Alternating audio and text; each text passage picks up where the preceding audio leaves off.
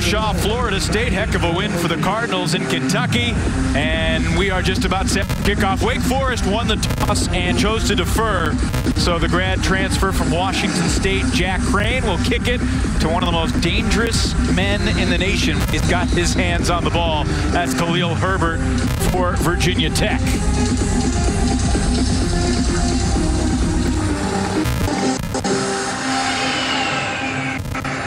Homecoming weekend, a little different in 2020, but nevertheless, here we go, and there will be no turn on the game's opening kick. Hendon Hooker begins his 10th start as the quarterback for the Hokies, 7-2 his first 9 games, and his numbers over the past 6 quarters, Brian, have just off the charts. He's our hearty star to watch. Well, that was already a smart play by Wake Forest, kicking that out of the end zone and keeping it out of his hands, because he is a special running back. You got to be able to contain him because he can hurt you long and he can tough it with some short yardage. Hokies have had one of the most explosive offenses in the country so far this season. It's Hooker to the right, and a pretty nice job by the Wake Forest defense. Ryan Smenda stops Hooker for a loss of 2, for a gain of 2, excuse me. Well, Jasius also came up Taylor to make that play. I mean, the defensive back's going to have to be aggressive to contain the running game because Hooker can beat you with his legs. Hendon Hooker bringing back memories of Michael Vick last week when he ran for 164 yards. Gives it around the edge to Raheem Blackshear, and he will take it out to about the 33-34. It's going to be 3rd and short on the game's opening possession for Virginia Tech. Well, that's interesting. Blackshear playing in the slot, gets a jet sweep, goes around the corner, good blocking up front. But you got to give Wake Forest defense. You know, they're playing pretty stout in those first couple of plays. Hokies 38% of the season converting 3rd down. Who's going to make the early statement here? Will it be the Hokies on offense or the Deacon defense? Blackshear again has the first down across the 35. Brought down by Jaquez Williams. For the first down, let's take a look at our impact players, brought to you by your local Toyota dealer. Pretty impressive guys on both sides of the ball, Brian. Oh, my. Boogie Basham, how about this? 22 consecutive games with tackles for a loss. This guy's a beast, but he's even better against the run. And James Mitchell, watch out for him at tight end. He's the top receiver of Virginia Tech so far this year. Hooker looking for Tavion Robinson, but his first throw is incomplete. It's going to be so important for this defense of Wake Forest to contain Hooker. Force him to pass the ball down the field, because if he gets those legs moving, he could be really effective. And we've been wondering all week long what the defensive game plan would be against Virginia Tech's offense. Herbert, nice cutback. And he drags a tackler to the 45-yard line. Another 3rd down and 2 coming up after an 8-yard gain from Herbert, the transfer from Kansas, who has been just remarkable. 4 straight 100-yard games. He's averaging, Brian, 9.7 yards per carry. Special back. Great vision. And a timeout from the Virginia Tech sideline. So an early timeout taken by Justin Fuente on this 3rd down and 2 upcoming. We'll take the quick break. Opening possession of the game. Virginia Tech began with a football. 3rd and 2 when we come back. The first quarter of today's game is brought to you by Back in Winston-Salem, where our coverage of ACC football is presented by your local Ford dealer. An important early 3rd down coming up for Virginia Tech. But first, let's check our Ford keys to the game. Also brought to you by your local Ford dealer. Brian, what you got? Well, you look at this Virginia Tech defense, man. They continue to get better after last week. They're going to have to continue to keep the pressure on, force turnovers. If they do that, they'll put Hooker in great situations offensively. But Wake Forest defense, Ja'Cory Johns and Carlos Basham has to keep contained so Hooker can't get to the outside if they want to have a chance to beat this Virginia Tech team. Herbert lined up behind his roommate, Hendon Hooker. 3rd and a long 1 here for the Hokies. Virginia Tech averaging about 312 rushing yards per game so far this season. And Herbert runs into a crowd and he's stuffed. There he is, Carlos Boogie Basham making a big play. The leader of this defense, the quiet leader, should I say. Coaches love him. They love his motor. And boy, that's the first big play of the game right now, Evan.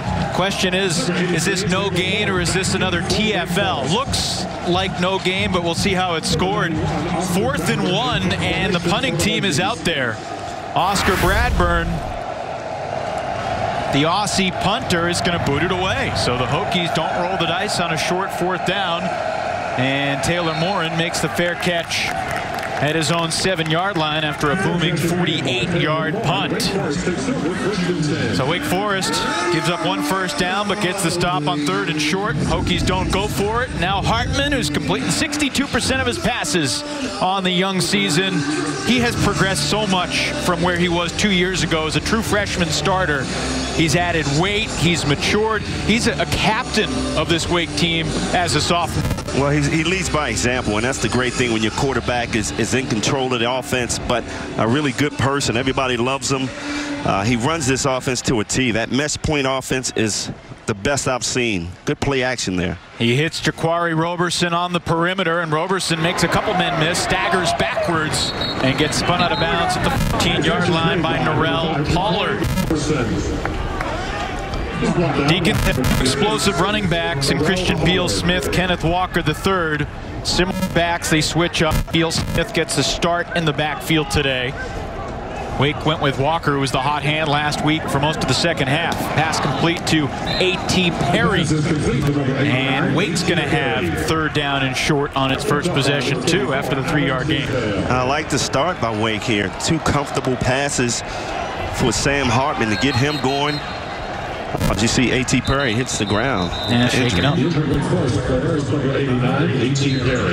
Perry, first touchdown of the year on Wake's opening possession last week. Shaken up, and another timeout on the field with an important 3rd down on the other side.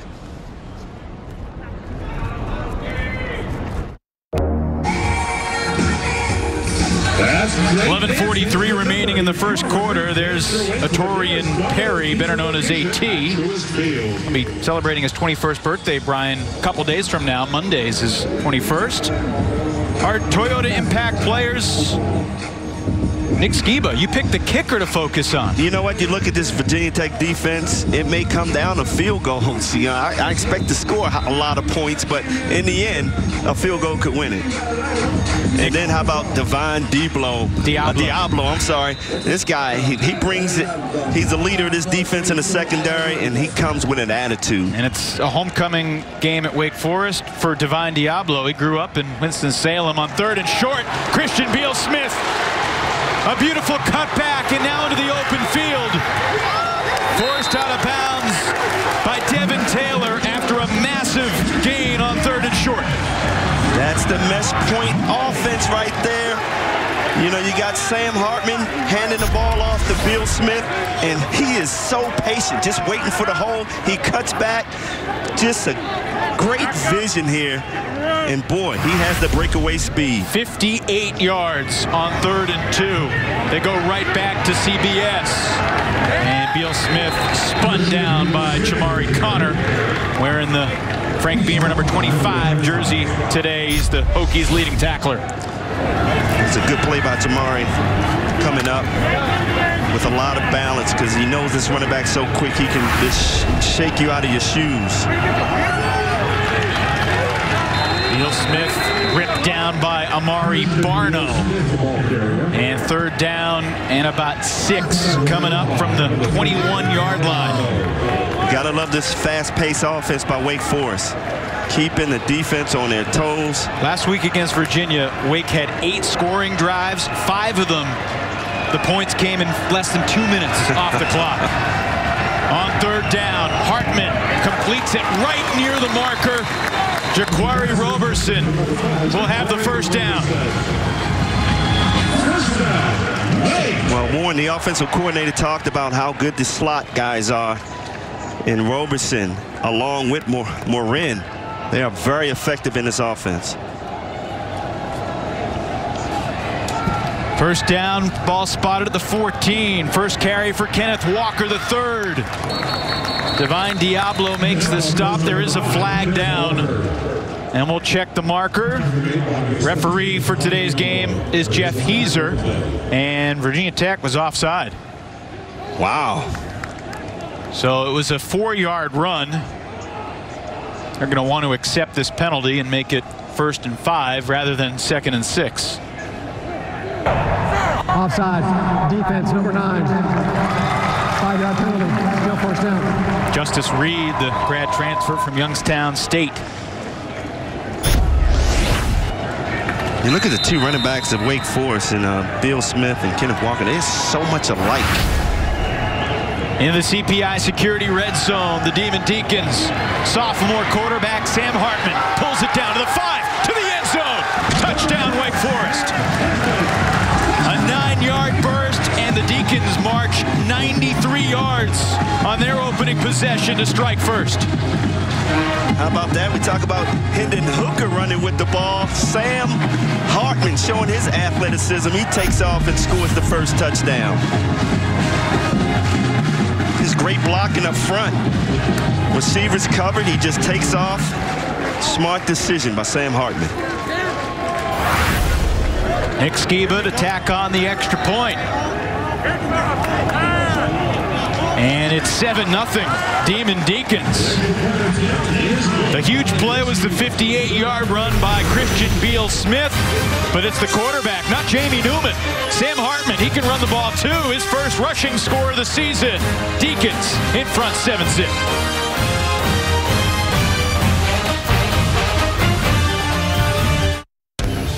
ACC football is brought to you by CPI Security.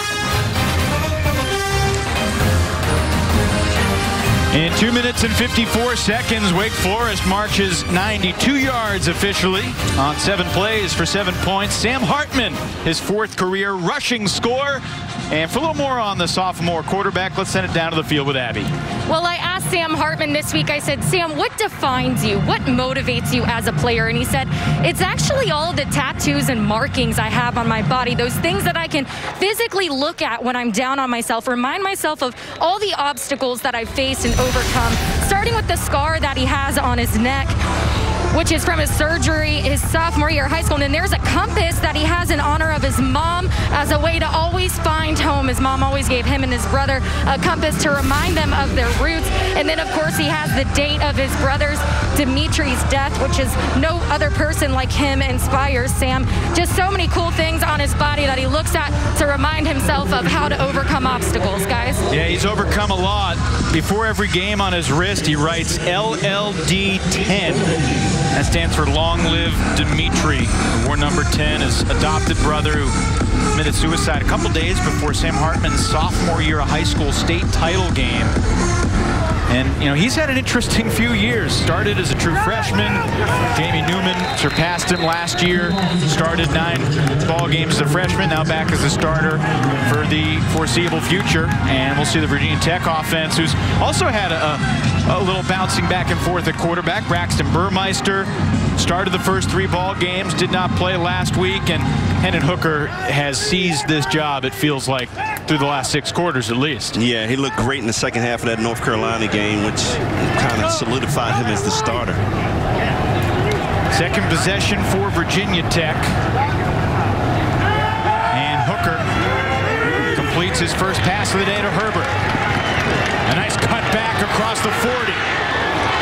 The transfer from Kansas gallops into Deacons territory before Jaquez Williams makes the stop. A 35-yard pass and run, and a late flag after the play was over, thrown by the umpire. Yeah, this is a well-designed screen here. And when you get it to your great athlete, he's just going to make things happen. And Herbert cutting back. Great blocking up front by the... After the play, personal foul. Unnecessary roughness, defense, number 29. 15-yard penalty. And we run. First down. Well, that's what you didn't want if you're Wake Forest, just adding on to that play. But what a great design screen for Herbert. Dave Clausen's reaction says how he feels about it. Well, he knows you can't afford to make those mistakes against an impressive offense like Virginia Tech. Wake Forest last week, 12 penalties, most in the Dave Clawson era. They have fewer penalties than that in their first 3 ball games. Fake the give to Herbert, throw it to the outside for Robinson. Tavion Robinson lunges toward the 15. He's out of bounds. Pushed there by Jasir Taylor at the 17-yard line after an 8-yard pickup. Well, these DBs got to almost play man-to-man because you got to watch Hendon Hooker, his legs.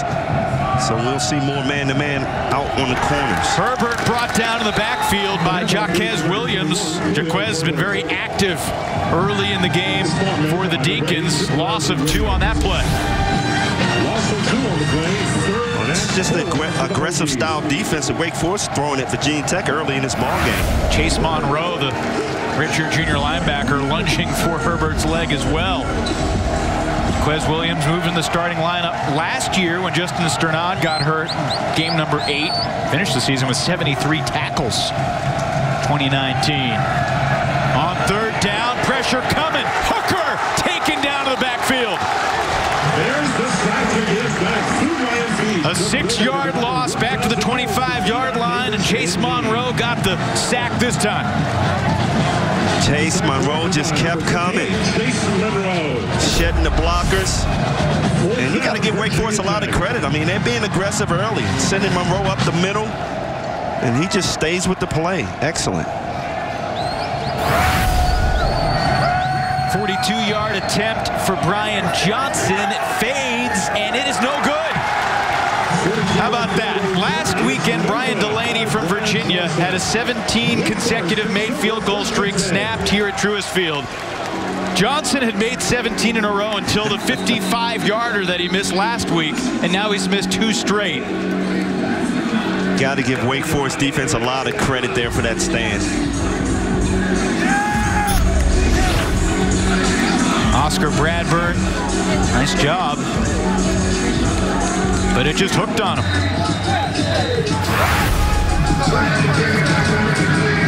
So a very talented kicker who was 7 for 7 before the miss against BC, and Dave Clawson still giving the umpire an earful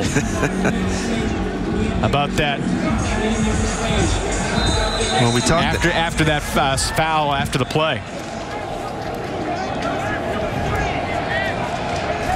Midway through the opening quarter, Wake begins its 2nd possession with Kenneth Walker running into the arms of Rayshard Ashby.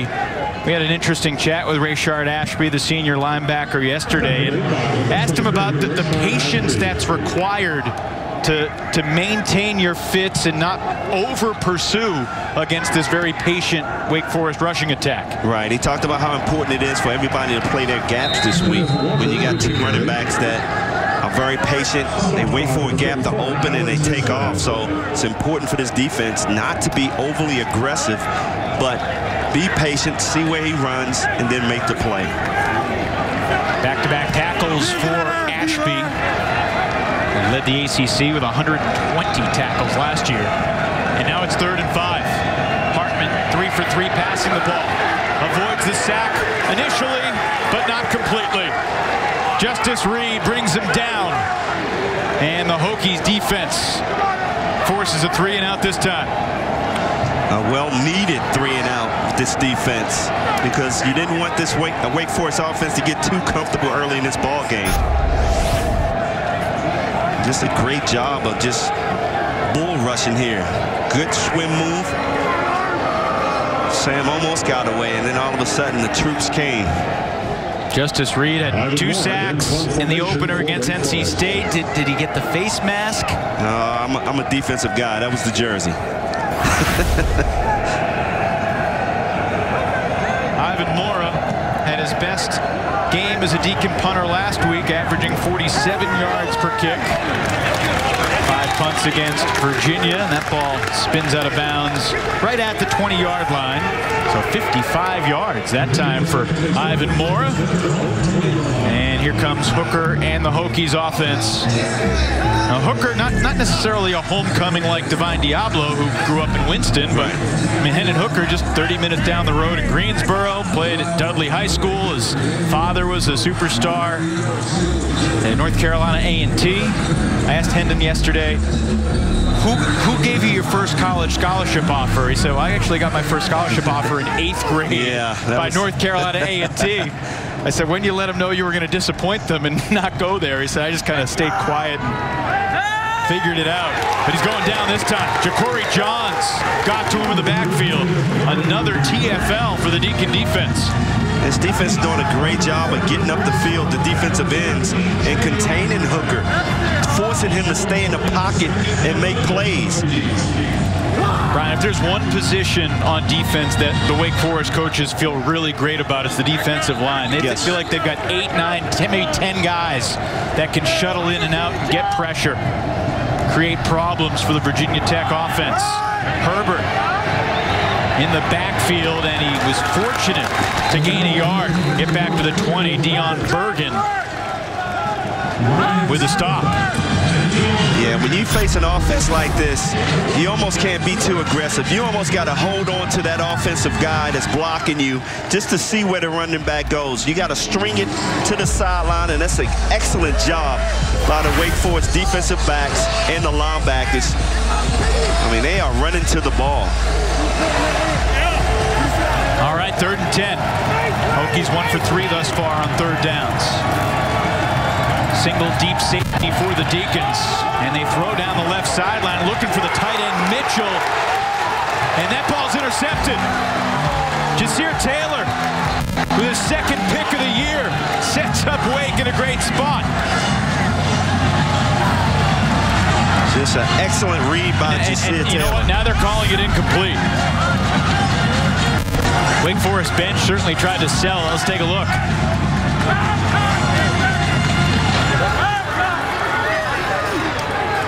Looked like maybe he was bobbling it as he hit the ground.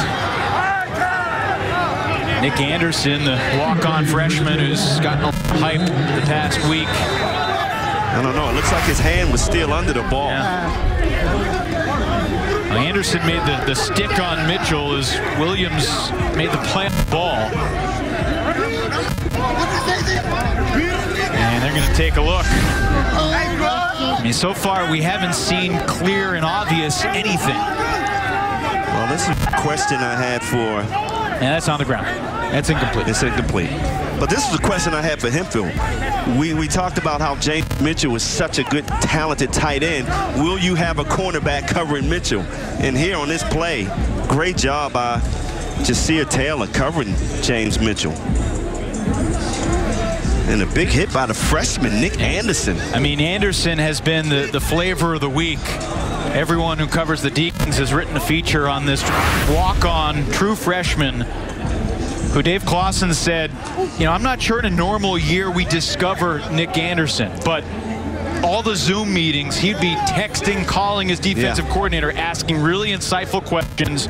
And early on in training camp, the Deacons... After further review, the ruling on the field is confirmed. The Deacons would practice in multiple groups to avoid exposing more players to one another, and that gave younger guys a chance who may not have gotten reps in a full team practice. Anderson was one of those guys, number 45, and I mean it's really been a remarkable thing. He had scholarship offers to Columbia, UNH, and Butler. No Power 5 schools. Fair catch made by Morin at the 40 after the 40-yard punt for Bradburn. So Wake Forest back with the ball, up by a touchdown. Kenneth Walker and Christian Beal-Smith have been a remarkable duo in the backfield. Walker, in his last 2 ACC games against NC State and against Virginia, has 6 touchdowns in those 2 games. Both of these guys are very special. I mean, great vision. They're very patient. They wait for the hole to open. They got great athletes as linemen up front. And, you know, they're just truly effective. They can block well. They do everything right. Utilizing that long mesh point, the patience. Beal Smith runs into Mario Kendricks and Devin Taylor after a 3-yard burst. That was a great job by the defensive lineman staying in that gap, making it hard for Beal Smith to figure out what hole was going to be open. 2nd and 7, pitch it to Beal Smith, and he's got a huge crease. Easily a first down, and he spins for another 10 yards. Diving at the 31. 26 yards for Beal Smith, who's closing in 100 yards. He's at 91 on the ground in the quarter. Well, here you see Diablo come up and just run by the running back there, trying to make a big hit on the receiver instead of focusing on the back. And he completely overran the play, which opened the hole for Beal Smith. Wake Forest lined up. Kenneth Walker came coming in for Beal Smith. The umpire gave the Virginia Tech defense a chance to sub. They did not. And it's Walker into the arms of Ashby. Picks up 4. This fast-paced offense getting this Virginia Tech defense tired pretty early in this ball game. Yeah, they're certainly making them work. Wake Forest over 9 yards per play to start the game through 13 plays. Trying to get the edge, and Walker scurries out of bounds. They'll spot it at the 23-yard line. A pickup of 3 leaves the Deacons with 3rd and 2. Javonte Nash, the right tackle, did a great job of blocking there. Wake Forest offensive line has a bunch of new faces on it from a year ago, but I thought Dave Clawson said something interesting. He said, you know, the experienced guys like Phil Haynes and Justin Haran and Jake Benzinger, they graduate, but the culture stays, and these beef boys have built up a reputation standing their ground in the ACC. On 3rd and short, the pass is incomplete, intended for Donovan Green. Dave Clawson pleading his case for a flag. It's 4th and 2 from the 23-yard line, and he's got a decision to make after he's done arguing his case to the official. Well, Amani Chapman was a little aggressive here as a defensive back. A little hope that got away with it, but I think that was an uncatchable ball anyway. You know, if that ball was on target, that flag might come out. So here's Skiba from 41. First team All-ACC as a kicker in 2019. And that one is through. My impact player right there. He gets it done. He's 10 for 12 from 40 and beyond in his career. Has not attempted anything from 50 plus, although he said he feels comfortable 55 and in. Well, if he stays healthy, he should take the scoring record for kickers. Yeah, he's got a chance. He's closing on Sam Swank, who was the kicker here during the ACC championship run of 2006. Speaking of ACC championships, Brian, 50 years ago today, Wake Forest hosted North Carolina, October 24th, 1970. The Deacons scored 2 late touchdowns to win the game 14-13. And that was Wake Forest's first ACC football championship. They didn't win it that day, but that win over North Carolina, Tar Heels came in 2nd that year. So 50 years ago, there was supposed to be a huge celebration this weekend for homecoming. Obviously, things in 2020 don't allow those types of happiness. Well, I was 3 years old. I might have saw that game. Not. Our statistician, Freddie Kiger, was at the game. To himself. Yes, he was. I'm not going to tell you age. Freddie's the mayor here in Winston-Salem. All right, so Virginia Tech, I mean, got to be a little bit stunned right now. Wake Forest has scored a couple strong drives in the opening quarter. The defense for the Deeks have held Herbert to just 8 yards on his first 4 carries. He did have the one screen pass that went for 35. And not giving the dangerous returners an opportunity to make something happen.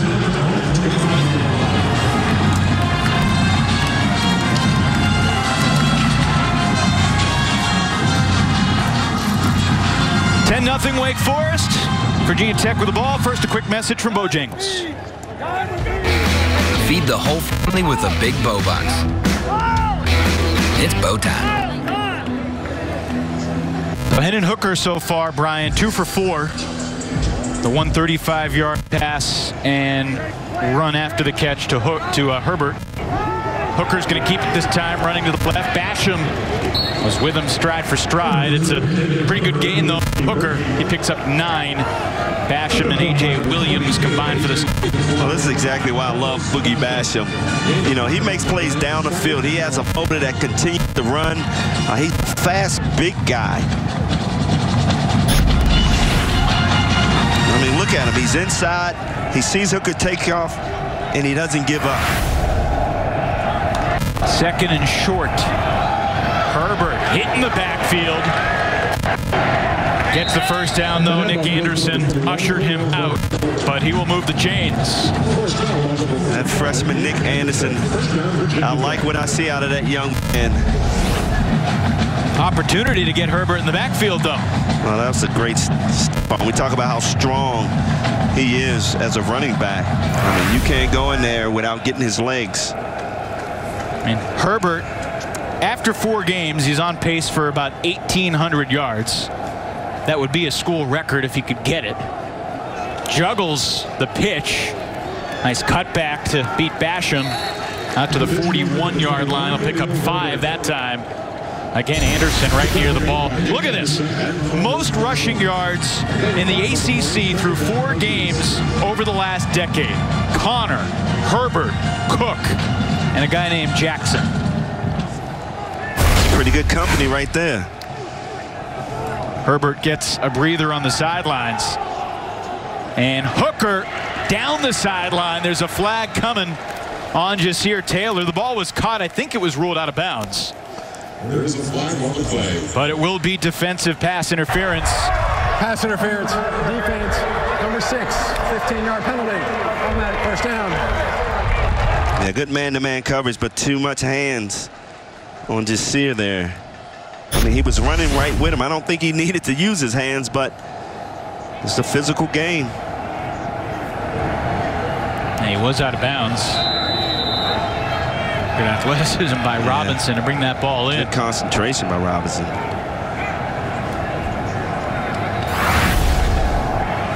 There's a little atmosphere here at Truist Field today. 7% capacity is allowed by the state government here in North Carolina.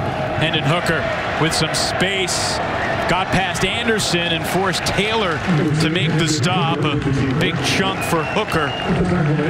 And the Hokies are on the march here. 15 yards on that play. And as a defensive end, you can't overcommit. Carlos just lost sight of the ball there. Overcommitted. Nick Anderson. The last person you want coming at you one-on-one is Hooker. And he caught a little air on that play. You got to have some guile about you to be a true freshman walk-on and be the man between Hendon Hooker and the end zone.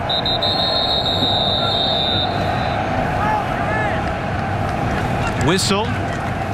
And that's the end of the first quarter. Virginia Tech 0. So it's 10-0 Deacons, but Virginia Tech on the move. Hokies making the short trip to Winston-Salem. They got the ball first, but the Deacons got on the board first. 10-zip at the end of 1. Wake leads Virginia Tech 10-0 after 1 quarter of play in Winston-Salem as we send it down to the field to Abby LeBar. Well, guys, today marks a very special day. The beginning of ACC Unity Week starts and runs through next Saturday. There you see the ceremony held before the game with both teams out here on the field. They locked arms and we had a moment of silence to recognize the solidarity shown across the league. And I had a conversation with Coach Clausen about this earlier this week, and I said, how have you guys had those conversations in the locker room? And he said, there's a lot of silver linings of the pandemic, and unity in our locker room is certainly one of them. It's brought the guys together. There's a sense of normalcy with the game of football, and these guys have grown closer together, using the game as an escape and the team as an opportunity to come together. You got to, Abby. I mean, football is the one relatively normal thing about life these days, especially for a college student. Back-to-back runs for Raheem Blackshear. picked up 7 combined, so it's 3rd down and 3 from the 23. Herbert back in the game for Virginia Tech.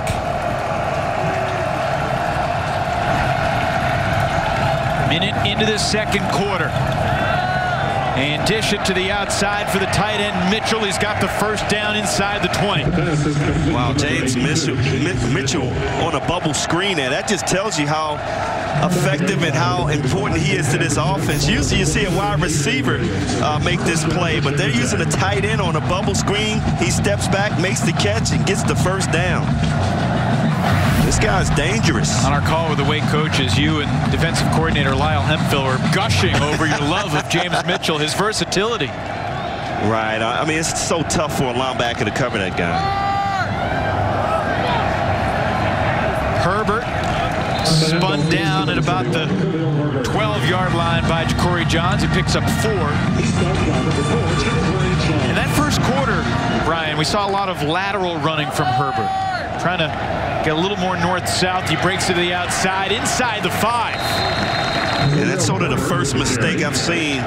Well, the second mistake I've seen by this defense. They're doing a great job of taking on the blocks, using their hands, and shutting off those gaps, which causes Herbert to go to the sideline because he has nowhere to cut back. What was the mistake that time? Well, you lost contain on the outside, and a cornerback cannot afford to do that. So Herbert picks up 6 more, and it's 1st and goal from the 4-yard line. The give to Blackshear, and he's going to lose a bunch. Rondell Bothroyd making a big impact in his return to the lineup for the Deacs. That's a loss of 7. Lyle Hemphill has this defense ready to play. I mean, they are working off some keys. They know what's almost coming to them, and they are spreading the play out and just making the play and staying home in their gaps. And this is what you want to see out of this Wake Forest defense. Bothroyd coming off an injury, but the staff loves his versatility. They say he can play inside, he can play outside. He's got a heck of a motor, a natural pass rusher, getting the big run stop there. 2nd and goal. Hooker's throw is tipped, and a flag is coming, but we'll see.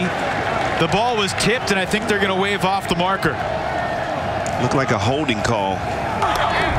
There is no foul as the ball was tipped. Well, it was going to be a holding call until the tip ball. I think A.J. Williams, 22, gets a piece of it. That nullifies the penalty. An incomplete pass makes it 3rd down. Had a couple guys running onto the field, and Wake Forest sideline coach held everybody back. This is where you got to watch out for Hendon Hooker.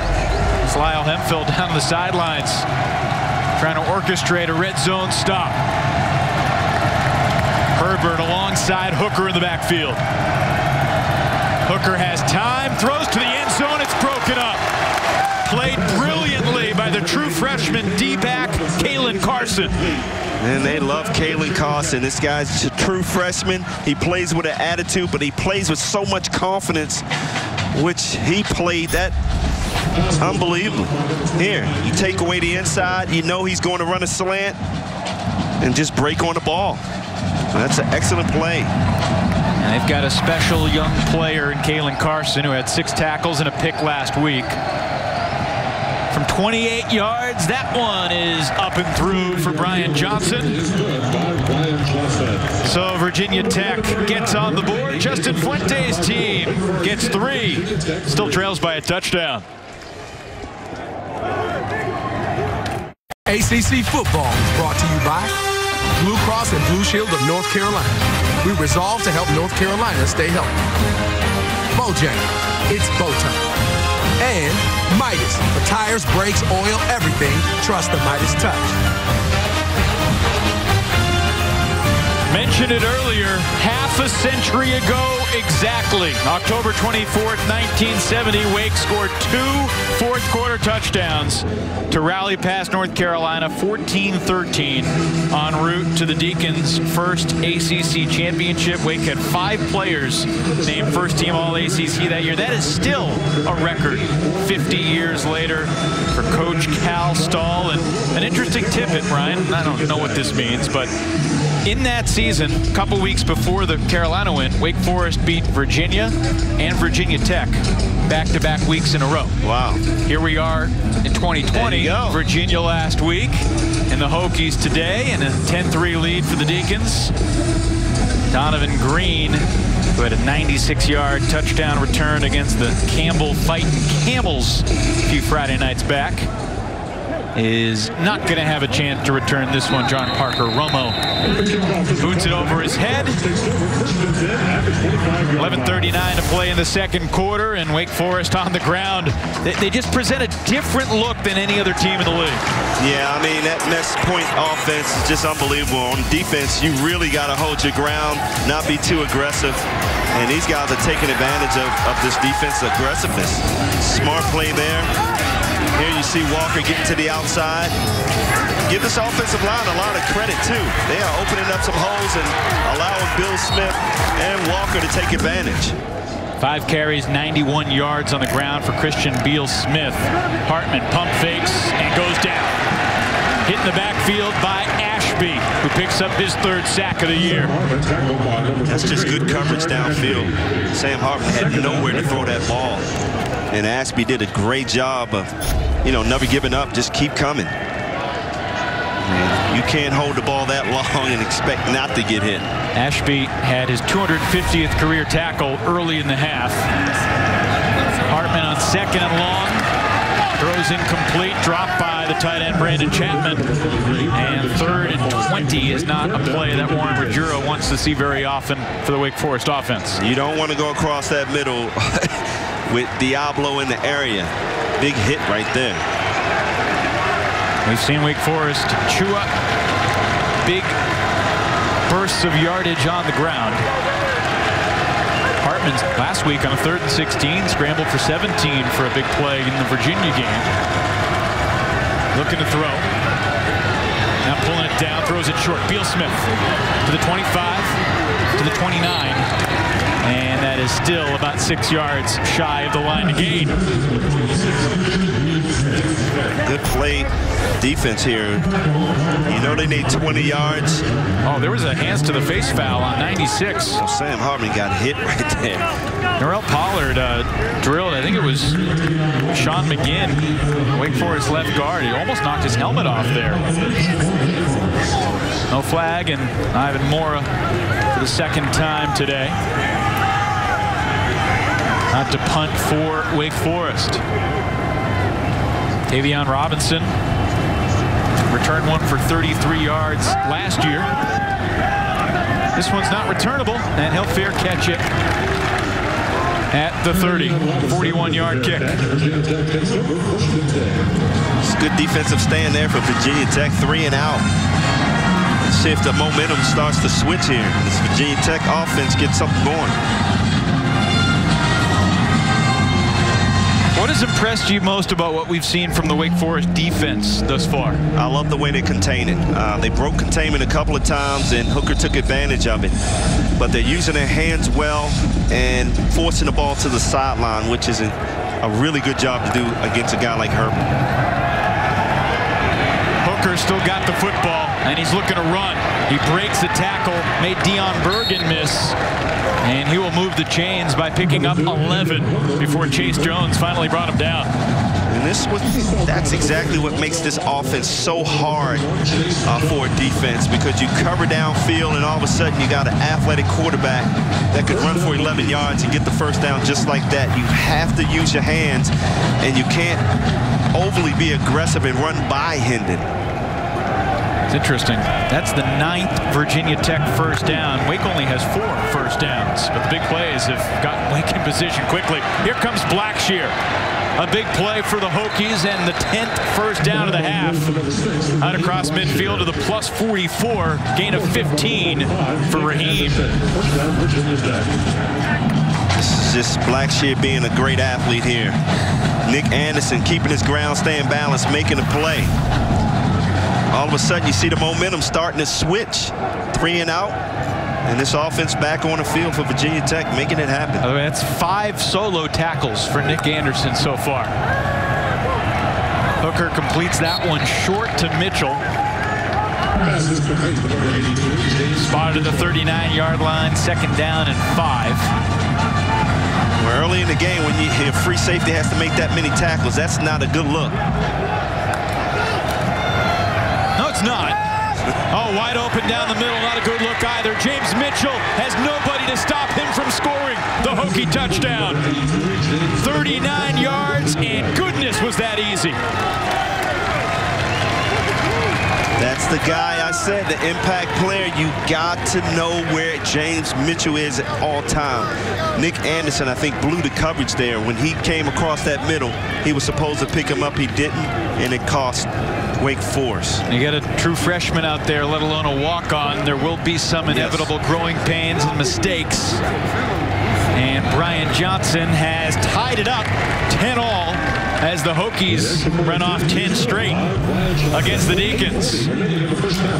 Touchdown number 4 of the 2020 season for the tight end from Big Stone Gap, Virginia. James Mitchell to the end zone.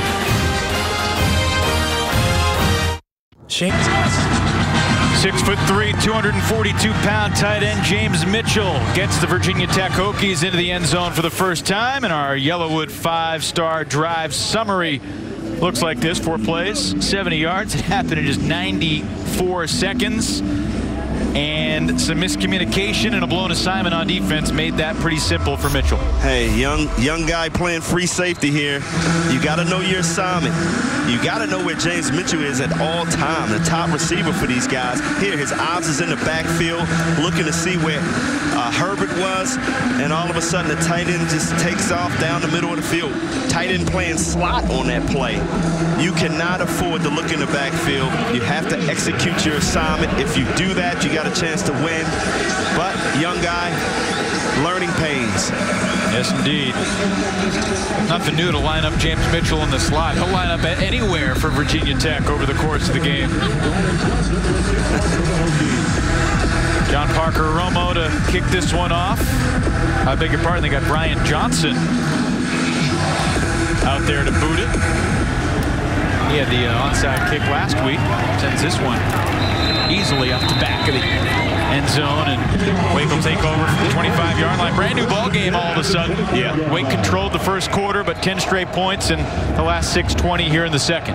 It's going to be important for this offense to get something going. If it's another 3 and out, the Wake Forest defense is starting to get tired. And that's exactly what this Virginia Tech offense wants to see, because we haven't seen Herbert break for a long one yet. But as this defense gets tired, they're going to start handing the ball off to him and watching him work. Sam Hartman so far, as you saw, 4 of 6 passing. Also had the 9-yard touchdown run. And he's looking to scamper ahead. He'll get to about the 29-yard line. I asked Dave Clausen in our conversation, how much is too much running for Sam Hartman? He said, well, obviously there's going to be times we need him to make plays with his feet. That's what our offense is about. Right, but you don't want him to run that much because he's too important to this offense. You cannot afford to lose Sam Hartman as quarterback. Hartman pulls it back, then pulls it down, and down he goes. 3-yard run, 3rd down coming up. Let's go down to Abby with more on Sam. Yeah, guys, Sam actually gained 40 pounds over the last couple of years, and he said it's all due to Mama Hartman's cooking. He actually said during the COVID shutdown he had a chance to spend some time at home, and obviously she was cooking a lot of meals. He said he was eating 24/7, and it was not an easy task. 5 meals a day at 9 o'clock at night. His mom would be cleaning up after his 5th, 6th meal of the day. How about that, guys? Not an easy task for him or not an easy task for his mom. I'd say both. Prepare that much food. That was a huge pass complete to Jaquari Roberson. They picked up 11 on 3rd down. Now Hartman going to run it again, and not much space. Alan Tisdale ensured the stop of no gain. I'm a little surprised to see Sam Hartman run the ball so much this game.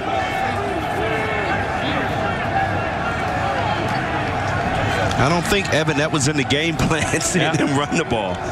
Officially 6 carries for Sam.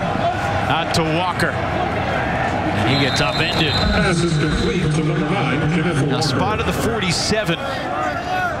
So it'll be 3rd down and 6 in a 10-10 game. The 19th ranked Virginia Tech Hokies here in Winston-Salem to battle Dave Clawson and the Demon Deacons.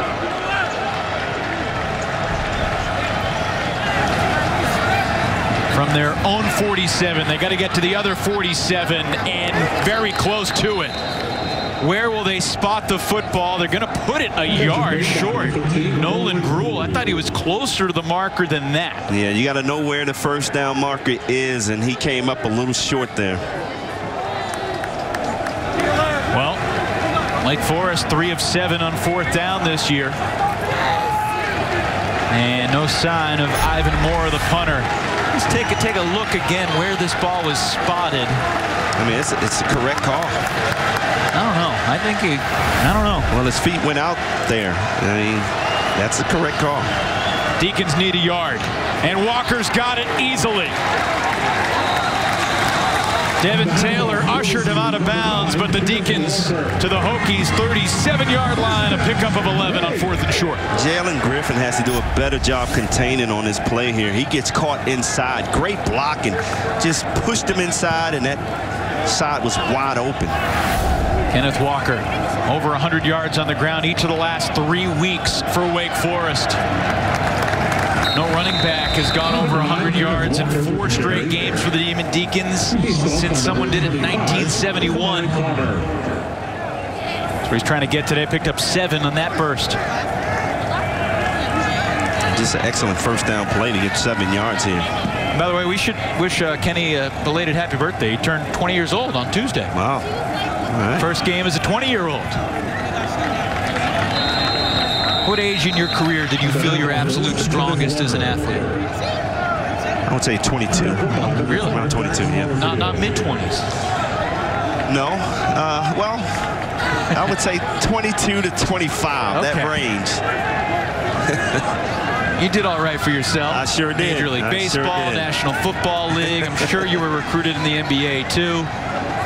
I wish. That was my favorite sport. Hartman bluffs it short, throwing down the sidelines, and Green nearly leapt to make the play. It was over his head, and it will be 4th and short. And again, no sign of Wake Forest special teams. 1 4th down conversion on this drive already.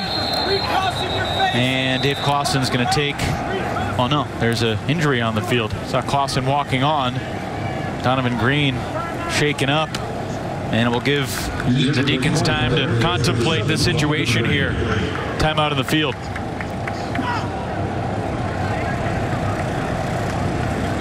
Wake Forest receiver Donovan Green standing up on the sideline. He's the 2nd outside receiver the Deacons have lost. A.T. Perry went down, has not returned. Not sure about his status. And now a big 4th down. Donald Stewart has replaced Green in the lineup. Roberson, the man in the slot. Nolan Gruel's the other outside man on the bottom of the screen. And it's Kenny Walker in the backfield. Hartman to throw. Got Roberson. That'll move the chains down inside the 25. And I kind of expected him to go to the slot here. And Roberson, this guy is one of the best. I mean, he finds a way. This is a great fake and slant.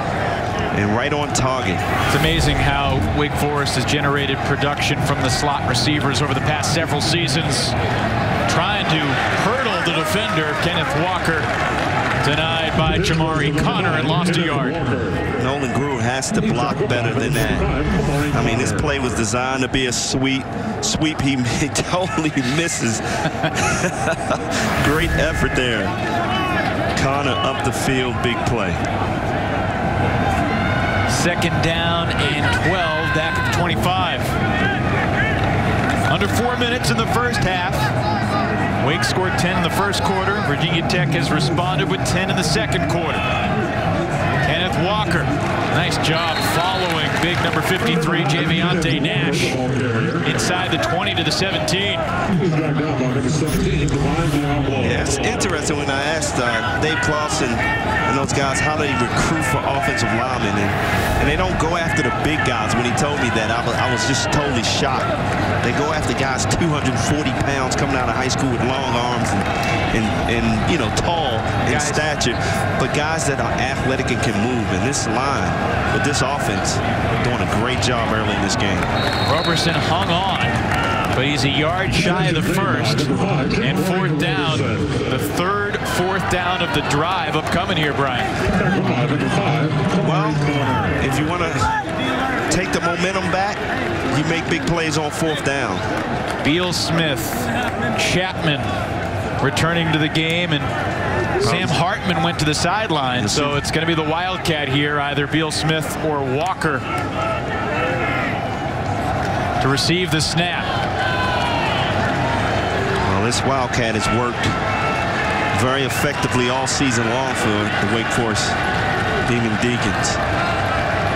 Fourth down for the third time in the drive. Walker, patient and converts. Number 9, Kenneth Walker. There's a flag coming in late. There's a flag on the play. Might have been with Walker's helmet getting ripped off at the end of the play. Ball spotted right around the 10-yard line. Results of the play is a first down after the play. I love this route. Foul, face mask, defense, 5. Penalty after this is the goal line. First down. Jared Hewitt, number 5, in there.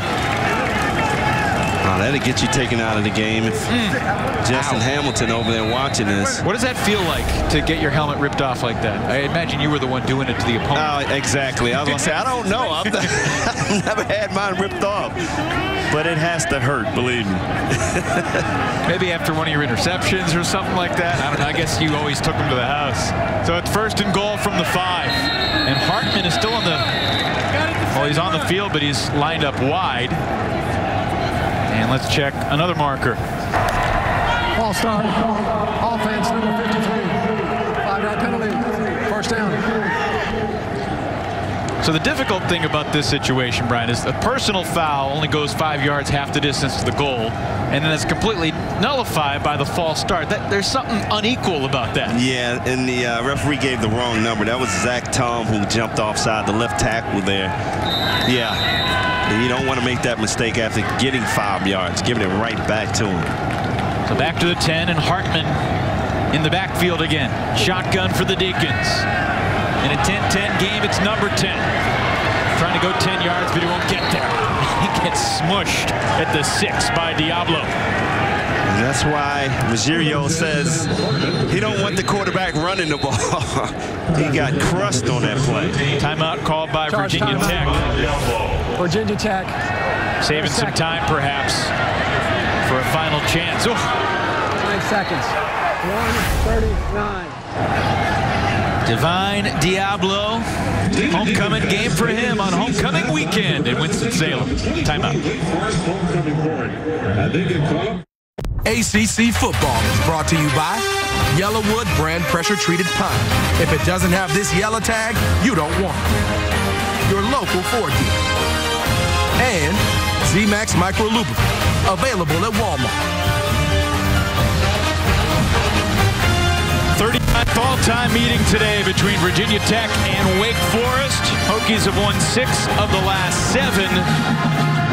The one the Deacons got was that wild 6-3 double overtime something 6 years ago. We're wondering why they haven't looked at this last play for targeting. Yeah, there's no question about it. Last thing you want is your quarterback running up there trying to run for the extra yard and come up with Divine Diablo. I mean, that looked like helmet to helmet to me. And the last thing Virginia Tech needs is to lose their top safety in this ball game. Dave Clausen was arguing that they should go look for it, and they never did. Yeah, I don't blame them. They should have looked. Hartman again lined up as a wide receiver. 2nd and goal from the 6-yard line. By the way, this drive over 7 minutes long. And Wake trying to capitalize on that with a touchdown. Low snap, handled by Walker. Up the middle. And he's still going. And Walker gets to the goal line and scores! It looked like he was stopped at the 3, but he kept on churning, and the Deacons retake the lead. That's just great effort by Walker III, Kenneth Walker III here. Just seeking out the hole, and he knows that he has to tough out these yards, keeps the legs driving, and works his way in the end zone. Excellent job by Walker. His 8th score of the season. What a gutsy run there. 6 yards. And it felt like a lot more than that for Kenneth Walker III. Skiba tacks on the PAT, and it's 17-10 Wake. Just excellent run here. Getting hit time after time. He turns around and churns those legs and just can't stop him. I mean, he dragged multiple Hokie defenders with him. What a drive by Wake Forest. 75 yards on 17 plays. Remember, they converted 3 4th downs on that drive. Also a 3rd down conversion, too. Well, it was so important for them to bounce back after the last 3 and out and gave Virginia Tech that momentum offensively. That is a long drive. Wake Forest, the only Power 5 offer for Kenneth Walker III. He was heading to Kent State, and then Dave Clausen and company swooped in. Davis said that when he and his staff were at Bowling Green, they always had Power 5 teams come and cherry-pick their guys late. And so that's basically what Wake has started to do. Late in the recruiting process, do we need someone in a position? We needed a running back. Let's look around.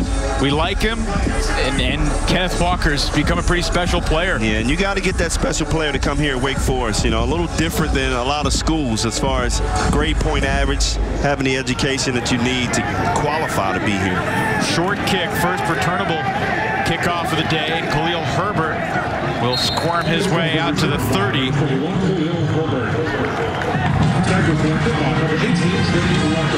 Trey Rucker made the stop, and Virginia Tech has 86 seconds to try and work this ball down the field.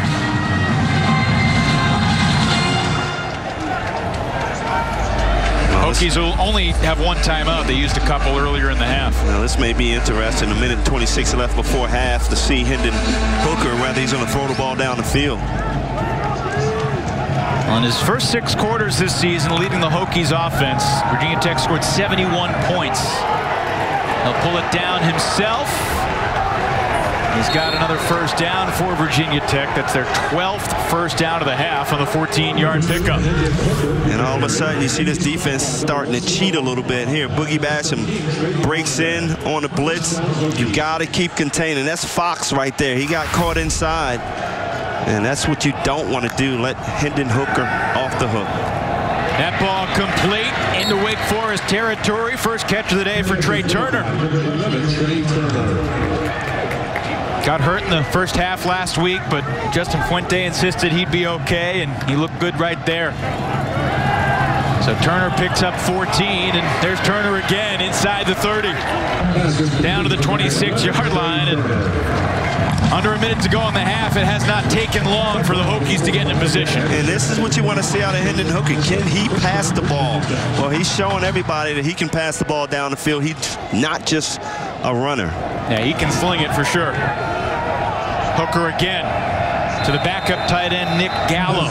And out of bounds to stop the clock. 41 seconds remaining in the half. Ball spotted at the 23-yard line. If you're the defensive backs here for Wake Forest, you got to know where James Mitchell is at all times. This is where he's been most effective down near the end zone.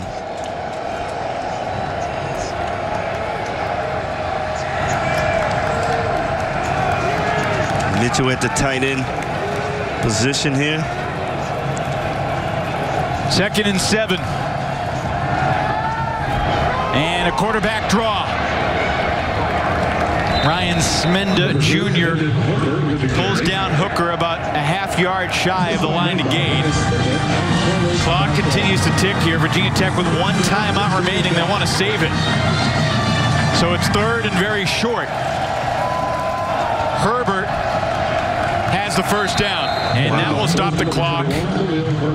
And Virginia Tech's going to try and get lined up quickly and presumably spike it.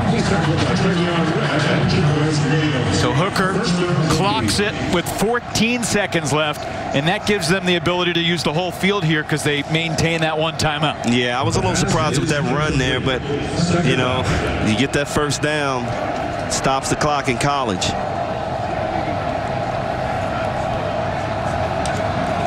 This is a very impressive drive by Virginia Tech. And 55 plays in just 72 seconds. And Dave Clawson's going to take a timeout for Wake Forest. So the Deacon defense will get a breather. This first half, Virginia Tech's offense has been good, but not nearly as explosive as the last few weeks. Yeah, I think you'll see a lot of adjustments made in halftime because you got a running back in Herbert not being used properly so far. So I expect him to come back and have a big second half somehow, some way. Get him more involved in the game.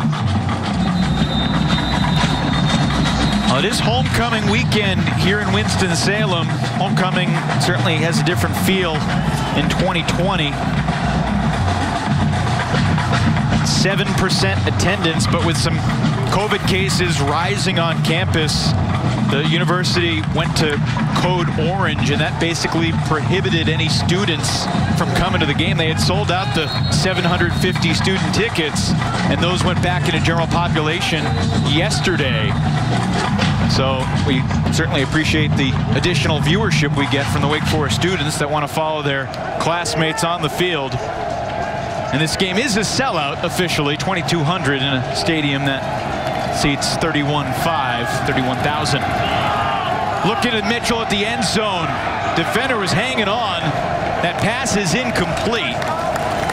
A lot of physical contact there between Mitchell and Taylor.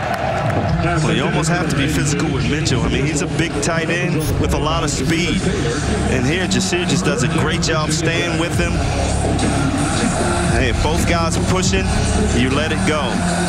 Good catch, but out of bounds for Mitchell.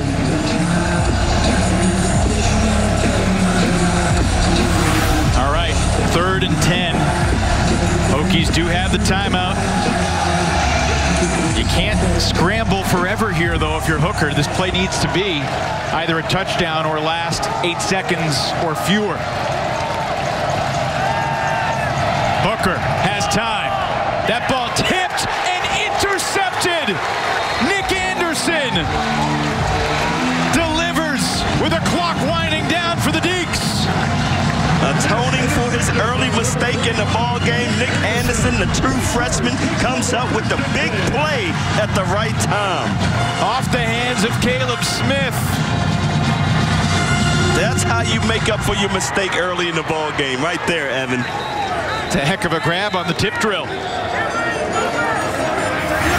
So this walk-on, I mean, are they going to give him a scholarship after the game, or is he going to have to wait till the season is over? I don't know. Wow. That's the 14th straight game now that Wake Forest defensively is forced a turnover. And Wake wins the turnover battle in this first half. That's the only turnover of the 30 minutes. And Wake will receive the second half kickoff because they deferred at the start of the ball game. So a 7-point lead and the ball coming out after halftime.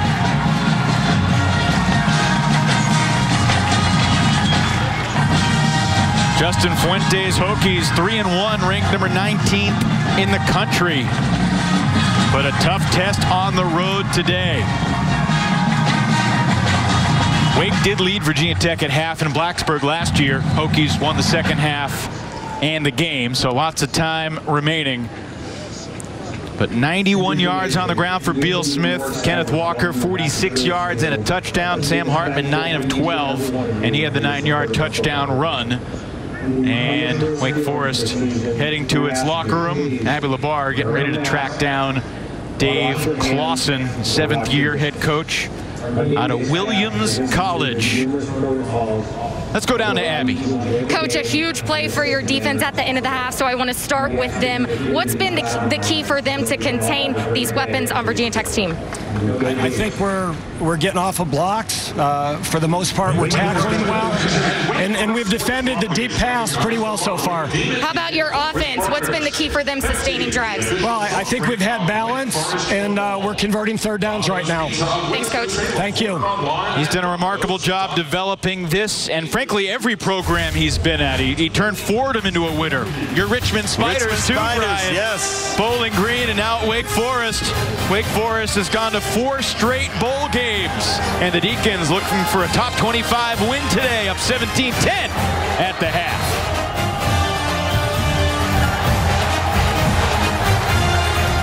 Welcome back to Truist Field. We're at 17-10 at halftime. The Demon Deacons leading the way right now. This is your Toyota local dealer halftime report, and 2020 has been interesting for everyone, safe to say. And for the Virginia Tech Hokies, it's been tougher than most. A lot of issues due to COVID at the beginning of this season. So head coach Justin Fuente for the Hokies talks about how he has stayed driven and adjusted. This is Driven. Justin Fuente, presented by your local Toyota dealers. Well, I think the biggest thing for us in 2020, dealing with all the things that are beyond our control, is to try to control what we can control and focus on the things that we can do to ensure our own safety, to adhere to what we need to do school-wise, football-wise, and in each area of our lives. Trying to make sure we have got the best plan put together, try and serve as a good example, taking the virus and all the steps seriously as we operate on a daily basis. Oh, I've been really proud of our kids. I mean, every one of our kids is here of their own free will. They want to help Virginia Tech. They enjoy each other's company. You know, they've already been through so much adversity. And I think what gets lost in all of this that we're dealing with COVID is the young people. I see it in my own home with my own children. It's really difficult on them. You know, us older folks, we should be able to adapt and handle these issues. But the young people, we're actually asking to live like much older people. And I think that's put the most stress on our young folks. I must confess, I never thought in a million years that I'd be the father of 3 girls. I make no bones about it. I rooted openly for a boy. It didn't happen, and I couldn't be happier about it. I have plenty of boys at work, 120 of them, in fact. And my 3 girls, Cecilia, Caroline, and Charlotte, you know, and they give me great balance. They're a lot of fun. I'm still cool to them for right now. I know those days are limited. I'll be embarrassing Dad here pretty soon, so I'm still enjoying the benefits of being cool Dad for now. But they're a blast, and the good Lord was really looking out for me. I couldn't have asked for it to turn out any better. Driven, Justin Fuente, is presented by your local Toyota dealers. The new 2020 Toyota 4Runner. Visit Toyota.com for more information. We are the College Kickoff Live crew. He's Michael Felder, our gridiron guru, alongside Sam Acho. I am Amina Smith. We'll get you down to Winston-Salem in just a few. But first, let's focus on the Big Ten. Plenty of storylines there. Sam, I'll start with you. What's the biggest storyline you're following as they get ready to start their season? Yeah, the biggest storyline for me is, will their season be able to finish? They're starting halfway through what a lot of teams already started. Are they going to be able to finish? Players are opting out left and right, and I'm really concerned that they're not going to be able to have enough wiggle room to be able to finish the season. Yeah, I think that to piggyback on that, Sam, I think wiggle room is important, right? Because at the end of the day, if you only play 7 of your 8 games, or you only play 6 of your 8 games, and you're a team that is Ohio State, who a lot of people expect to be in the playoff run, if you're that team, but you only have 6 games or 7 games, there is no way a one-loss team from the SEC or Clemson or anybody, these other teams, are going to allow you, essentially, to be in the playoff. Like, that's, no, man, it's not going to happen. We started playing early. We got an entire season in. We're not going to let you play the whole, we're not going to let you get into the playoffs. So to me, I think that for Ohio Ohio State, your element of wiggle room is critical, and I wonder what that looks like going forward. Yeah, absolutely no wiggle room at all in the Big Ten. But guys, don't forget, we are here with you each and every weekend. We're your new home for college football coverage as we get ready for another College Football Saturday. That's College Kickoff Live. Make sure you check your local listings. After this break, we'll get you back out to Wake Forest for the second half.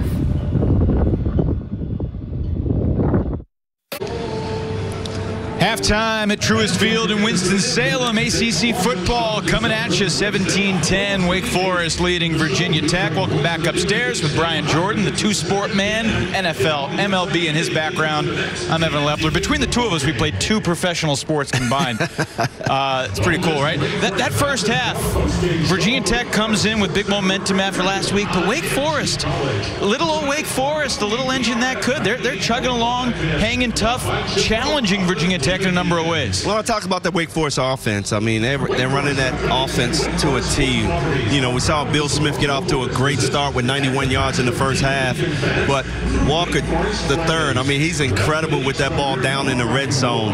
For them to have this early lead, I'm not surprised, but I'm quite sure Virginia Tech is going to make some adjustments. They got to get the ball into Herbert's hand, which we didn't see a lot in the first half. Bill Smith, 91 yards in the first quarter. He didn't carry it once in the second quarter, but Kenneth Walker certainly got the job done, a gutsy touchdown run. Let's go around the ACC. It's hard to believe that Clemson-Syracuse was 27-21 in the second half before the Tigers pulled away. North Carolina beats the Wolfpack and their backup quarterback. Louisville behind Javian Hawkins storms past Florida State. The Cardinals with a huge win. Take a look at some of Hawkins. 164 yards and 3 touchdowns for Hawkins. Wow, Louisville, they are a surprising team. I mean, this guy, they're doing a great job. I'm a little surprised after Florida State played so well against North Carolina, but Louisville's sending a message around the ACC right now. So after Florida State knocks off top 5 North Carolina last week, the Seminoles go down on the road at Cardinal Stadium earlier today.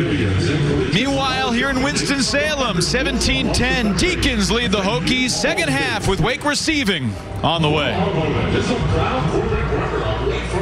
The fans are happy, you better believe it. They've got a 7-point lead at the half. Meanwhile, Abby LeBar moments ago catching up with Virginia Tech head coach Justin Fuente. Coach, you knew Wake Forest would operate at a fast tempo. How do you plan to contain that in the second half? Well, we've got to stay on the field offensively. That's the first thing, to help our defense out, convert in the red zone. You know, and get them behind the chains. That's the biggest thing, is if you can get them behind the chains, it slows them down a little bit. Well, keeping your offense on the field, a key to that is Khalil Herbert. How do you get him going? Well, you know, I think it's a little bit of a function of everybody. You know, we've got to do they're loading the box to take away the run. We've got to be able to make some plays in the back end to hopefully loosen things up for Khalil. Thanks, Coach. You bet. Fifth-year head coach Justin Fuente. He's been 10-2 as the coach of the Hokies against schools from North Carolina. Our game summary presented by Reese's Peanut Butter Cups. Yummy. 141 yards on the ground. Wake Forest out-rushing Virginia Tech in that first half, Brian. You know what? Not surprising. I said coming into this ball game, the defense is whoever can stop the run is the team that's going to probably win this ball game. If you let Sam Hartman get in a rhythm, throwing the ball down the field, Wake Forest has the advantage. And so far, we've seen that in this ball game. Hartman with a touchdown on the ground. Kenneth Walker as well. And Bill Smith had the 58-yard run on Wake's opening drive to set the tone. There's Donovan Green. He seemed to get the wind knocked out of him earlier. Good to see him back on the field for the Deacs. And John Parker Romo, who's had a touchback on just over 50% of his kickoffs this year. And this one's going to be returnable. Donovan Green from the 2. Up the middle to the 25, maybe the 26. Huge play, Brian, to end the first half Our defensive stop brought to you by Whole Foods Market. Hokies on the move, but could not complete the drive. No, great job by the true freshman, Nick Anderson, who made an earlier mistake in blowing the coverage and letting James Mitchell score the touchdown. He comes back and makes a huge play just before the half, giving Wake Forest the momentum coming into the second half. And that was the only turnover of the first 30 minutes. Hokies went 1 for 3 in the red zone in that half. Only came out of the 3 red zone trips with 3 total points. Looked like a bit of a busted play there, but Hartman able to turn it into nearly a 5-yard gain. Well, you never know if it's a busted play with this mesh offense. He just failed to hand it off, and he saw a little hole, and that's a pretty good first down gain, 5 yards. And Sam Hartman, 21 years old. Feels like he's been in the program for a long time, but he could potentially have 3 more years left of being the quarterback. This year doesn't count. Kenneth Walker III. Strong gain brought down by Chamari Connor, but out to the 40. He picks up 10 and moves the chains. Wow, I just love both of these running backs. I mean, they just weave and bob. They just follow their blockers. They just pick the holes. Look at it. He cuts left, cuts right, and just continues to chuck his feet. Unbelievable running attack by Wake Forest. Hartman flushed from the pocket, evaded one man but not another, and he got crunched by Jared Hewitt. Wow, big Jared Hewitt came down hard on Sam Hartman, and this is exactly why they don't want Sam Hartman running with the ball. You get hit in the helmet from behind like that, that's going to, hopefully he'll be okay, but he could receive a concussion right here. Watch this play. He runs to his right, he gets stopped, and helmet to helmet from behind. This is the 30 minutes, gentlemen, 30 minutes. 30 minutes, that's what we need. 30 great minutes. If you think we're just Defense, number 5. Number 5 is disqualified for the remainder of the game. 15-yard penalty. First down. So the officials ruled targeting on Jared Hewitt, who was furious at the call, screaming at the Wake Forest team across the field, barked at the officials, and they threw another flag on Hewitt as he was exiting. So instead of a 5-yard loss in the sack, 30 yards, 2 personal foul penalties, Hewitt ejected, and Wake Forest with a backup quarterback, Michael Kern, in the game. They'll give it to Kenneth Walker III, who makes one man miss. And, man, is he good at turning yards out of nothing? Yes, he is. He is great, man. I mean, when you got a good offensive line like they do, I mean, you just follow your blocking and make plays, and that's exactly what both of these running backs are doing. So Kern, who's looked pretty good during limited action, sophomore, redshirt freshman, I should say, from Orlando, only gets 1 play because Hartman returns. So Jared Hewitt ejected, and there's a new rule this year saying if you're ejected for targeting, you can stay on the sideline, but he was escorted to the locker room after his tantrum following the ruling. That was just passion, Evan. This kid wants to be in the game. Tell that to my 2-year-old. Passion, tantrum, one and the same. Yeah, that's the first time I've seen a player get ejected from targeting and have that type of reaction. Yeah, kind of surprising to see him do that. On 3rd down, Hartman scrambling and hits the man downfield, but he couldn't hang on. Nolan Gruel had it, but that's going to be incomplete. Wow, great job by Sam Hartman extending the play, getting out of the pocket, and throws a bullet to Gruel, a ball that he should catch right here. Absolutely. Dorian Strong, the true freshman defender, who's been a great revelation for the Hokies defensively this year, helped to break it up. So here comes Skiba. This would be a season-long. Career-long is 49, but a season-long is 44, and this is a 46-yarder to stretch the lead to 10. And that field goal operation, which struggled early in the season, has found synchronicity. That's my guy, my impact player, Skiba.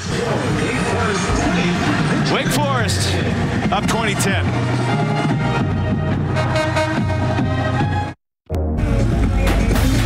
ACC football is brought to you by the Works Landroid Robotic Lawnmower, available at winterlandroid.com. Your local Sherwin-Williams paint store. Painting questions? Ask Sherwin-Williams. And Toyota. Visit your local Toyota dealers today.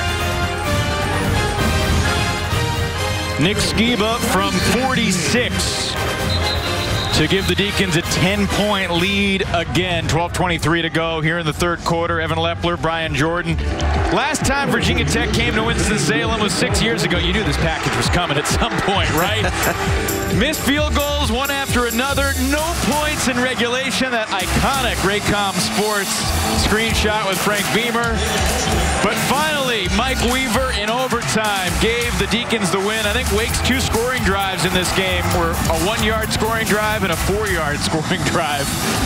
But that's what they needed. The defense was the strength of the team 6 years ago. And a 6-3 double overtime win. Dave Clawson asked about it, obviously, this past week. Said, look, that was how we had to play back then. I don't care about style points. We can win 6-3 or 50-49. Either way is fine with me. And taking a knee, Jalen Holston. There's another penalty on that play. And that had to be on Virginia Tech. They are making mistake after mistake. Penalties really hurting Virginia Tech to start this second half. Jeff Heiser will let us know about the call.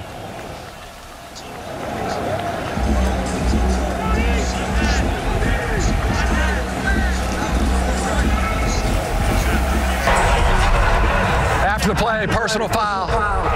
Illegal blindside block against the receiving team. Penalty is half the distance to the goal line.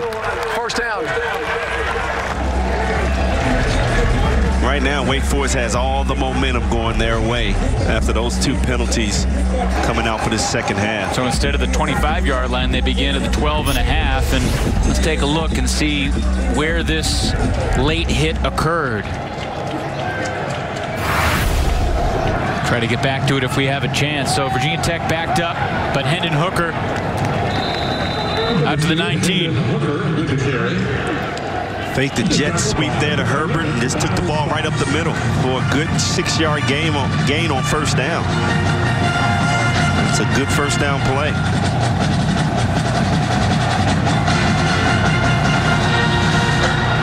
Feels like we've had more than 3 minutes go by in this third quarter, doesn't it? It's only been 3 minutes, but a lot has happened.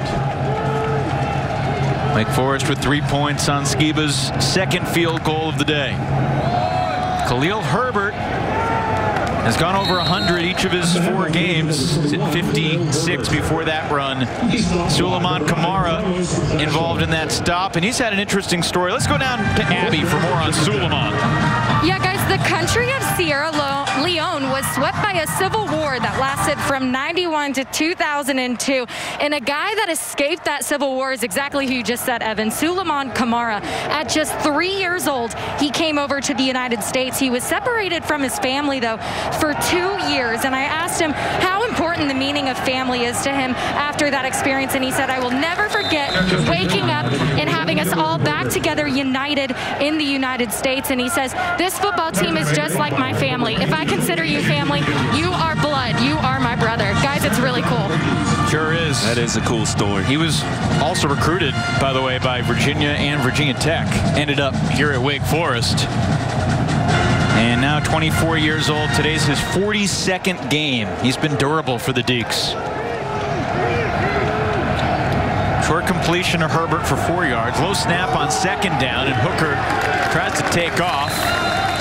Rondell Bothroyd was there to pull him down by the ankles, which will create third down. Kamara also in on that stop. Here's a great nugget about Kamara. His high school coach at Hermitage High School in the Richmond area was a guy named Patrick Kane, who coached at Hermitage for 17 years. And in that decade and a half, nearly 2 decades, Kamara, the only freshman ever that started for the varsity. Wow. This is an important drive for Virginia Tech. An important play right here. Hokies 3 of 8 on third down today. Under 10 minutes now in the quarter, and Justin Fuente takes a timeout. First charge timeout. Virginia Tech. We'll take the break, too. Huge play coming up for the Hokies. Never miss a game with complete event schedules. 3rd down and 4 coming up for Virginia Tech as the Hokies take their first time out of the second half. Wake in front 20-10. A lot has happened in the first 5 minutes of the second half. Wake got the ball, and it looked like Sam Hartman might be down for the count, but targeting was called instead of a 5-yard sack. Became not one 15-yard penalty, but 2 15-yard penalties. Wake basically gets a field goal out of that drive to extend the lead to 10, and now the Hokies, with another personal foul penalty on the kickoff, get 1 first down, trying to keep this drive alive. Still plenty of time here, Brian, but it feels like an important play. It's a very important play for Virginia Tech, and Lyle Hempfield is doing a great job with disguising defenses, putting smaller guys in, bigger guys in, and I don't think Virginia Tech is caught on trying to make adjustments to that. Yeah, I think it's an excellent job by this Wake Forest defense. So I think I misspoke before. Khalil Herbert right now, 10 carries, 33 yards. He came into the game averaging 9.7 yards per carry. 3rd and 4, and it's Hooker. And he one-hopped it to Tavion Robinson. Again, good defense by Wake Forest. I don't think Virginia Tech understands what's coming their way. It was good defense, but he also didn't hit the man who was open. Well, he underthrew him for sure. But that's uncertainty. He couldn't read the defense, and that's what is the great thing about this Wake Forest defense. They're switching up everything. So Bradburn back out, his 3rd punt of the. Now he's going to run it. Bradburn fakes it, picks up the first down. Justin Fuente rolls the dice, and the fake punt enables the Hokies to keep this drive alive. That is a huge play. I don't think Wake Forest saw that coming. Everybody turning and running, and the punter just takes off, gets the first down, and what a play. What a call by Fuentes there, with the ball on their side of the field. And he hit the first down and more before he was touched. 14-yard run for Bradburn, the Aussie punter. Ball out to the 43-yard line. It's Blackshear in the backfield with Hooker. And they fake the give to Robinson. Hooker takes it, but not too far. Jasir Taylor got off the block and brought down Hooker for just a 2-yard gain. Great play by Jasir. If he doesn't make that play, Hendon Hooker could be up the sideline. He was the last man out there, comes underneath the block, and makes a tremendous play here. If he doesn't make that tackle, I think Hooker's dancing in the end zone. Dancing in the end zone. Blackshear up the middle. Tried to shimmy through that crease, picked up 4, and it will be 3rd and 4 coming up, but there is a flag, so hold everything. And if this is against Virginia Tech, Fuentes should have these guys running in practice every single day. You have to be disciplined. After the play was over, personal foul, unnecessary roughness, defense, number 9, 15-yard penalty, first down. So this one goes against Wake's superstar DN Boogie Basham. Which is surprising. He doesn't usually make mistakes. And Boogie gave a little shove to Brock Hoffman after the play. Not much, but he knocked him over. And well, he was protecting his teammate. You got to give him some credit there after the big lineman knocked down the linebacker there. Boogie had a stop for no gain in the first half, but that was not a TFL, so he's still looking for one to keep the streak going. Hooker downfield, and Nick Anderson read it perfectly. The walk-on true freshman has his 2nd interception of the day. Are you kidding me? Give him that scholarship right now, Evan. This kid has come up big a couple of times here. Again, make a mistake, and this is how you make up for it. A good read by him playing free safety, just drop it back, reading the eyes of Hooker, and catching the ball at the highest point. His 2nd interception, man, he is special. Drop that scholarship paperwork right now. Well, the thing I love about him is Coach Hemphill said he loves watching film. He wants to get better every single day, and it's probably impressed Hemphill so much he don't even answer the phone anymore. There were times in the spring, Lyle Hemphill told us, as Wake takes over from the 14 and Beal Smith pulled down for a gain of 4. There were times in the offseason when after a meeting, Lyle Hemphill's phone would buzz, and he'd be at dinner with the family, and his wife would just, "Is that Nick? I bet that's Nick." He's like, "Yeah, it's Nick again." But it wasn't like an annoying way when he told the story. It was an appreciative way. As here comes Beal Smith. Great speed, ability to make guys miss, and he will take it out to the 37. Well, this offense, the 2 running backs are just picking this defense apart. Sure are. They're using their aggressiveness against them. That was Beal Smith's second carry, and that takes him over 100 yards. Second carry since the first quarter is what I meant to say. It's at 114, and he'll add to it here.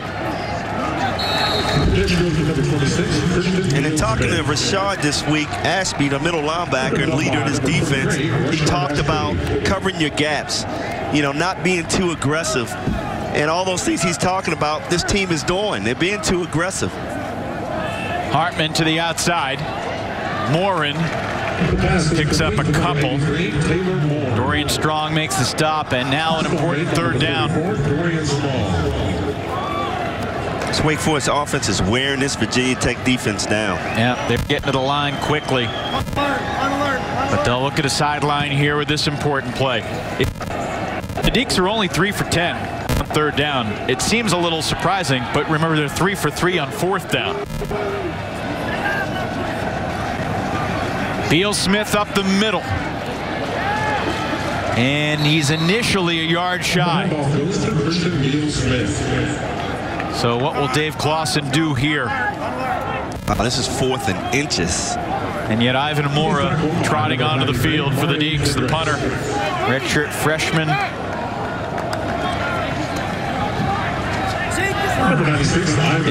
You think there's any chance that Wake will roll the dice with a fake punt right after? Fuentes is waiting for that right now. I'm surprised. Well, it's early in the game, second half. You're on your side. You don't want to take any chances if you're Dave Clawson.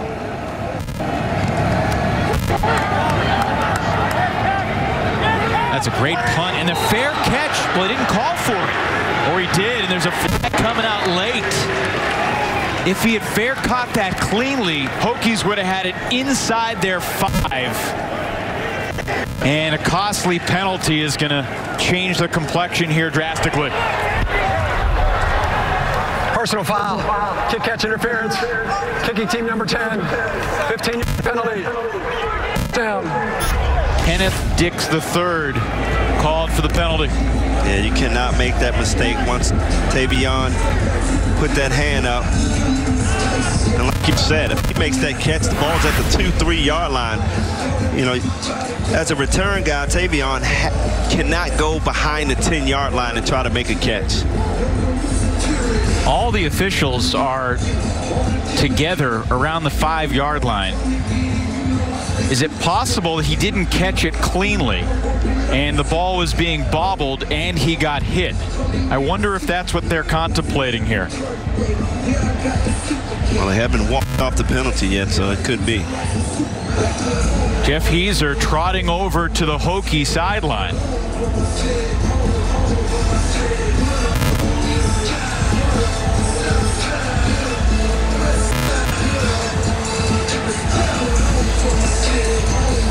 And Heiser will speak to us again. The result of the play is a touchback. Therefore, the kick catch interference penalty is declined. 1st down, Virginia Tech. Interesting. Yeah, that is an interesting call. I'm baffled on that one. Well, 15-yard penalty would have put it at the 18-yard line from the spot of the foul. So, when did he get the touchback when he caught the ball at the 3-yard line? Because he didn't catch it. The ball was dislodged and went into the end zone. Wow. All right. Hokies down by 10. Under 6 to go in the 3rd, and Herbert breaks a tackle. We've been waiting for this all day. The nation's leading rusher entering the day. taken out of the crowd here in the third quarter. Hey, Virginia Tech wants to get in this ball game. You got to get the hands to the best running back in the ACC right now in Herbert. And here, it's just a matter of time. He's going to break a long one. He gets it done. Good blocking up front, but great toughness on that run, breaking some tackles. Again, over 100 yards in 4 straight games for Herbert. And another crease up the middle, and there's, I believe that was Basham. One of the most impressive plays Boogie Basham makes. Dave Clawson calls them the plays that you can't believe that the trail side defensive end would make the play. Right, everybody talks about his tackles for a loss, but this guy, he makes plays sideline to sideline. He plays great against the run also. Limited to a 7-yard gain for Herbert. He's up to 64 yards. This time Hooker fakes the pitch, marches across the Wake 45 into the arms of Jaquez Williams. Another 7-yard chunk for Hooker on the ground. Look at a fake toss, getting guys running after the toss. And this is when Hendon Hooker is dangerous. To throw this time, completes it to Robinson. Taylor pushed him out inside the 30. All of a sudden, you can feel the momentum starting to switch. This offense getting comfortable.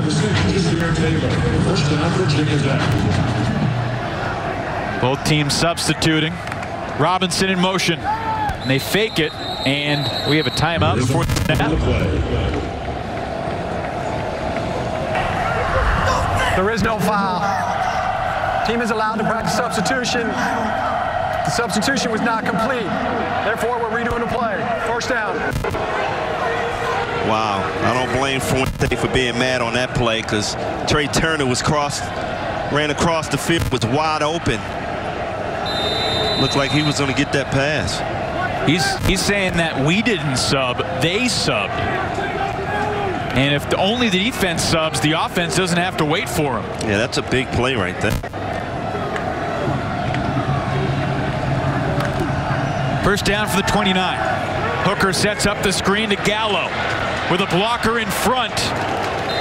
But a better job by Nick Anderson to get by the blocker. Where did this guy come from? Wow, he did his job really to turn his play back in and ends up making the play. Big 69 lead blocker. The tight end. To do it, missed him. Well, the tight end has to cut back. The blocker is blocking him out. Nick Anderson, great job making the tackle. Remember, the Hokies have only scored on 1 of their 3 trips to the red zone so far today. Blackshear spun down after a pickup of just 1. Another tackle for Jaquez Williams. Jaquez wins and Nick Anderson up on that line making the play also. Yeah. 9 tackles apiece for Anderson and Williams today, leading the Deacs.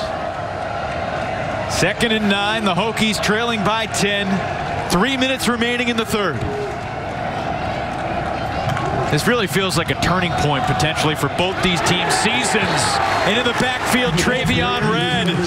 That's a huge loss. 7 yards lost on the play.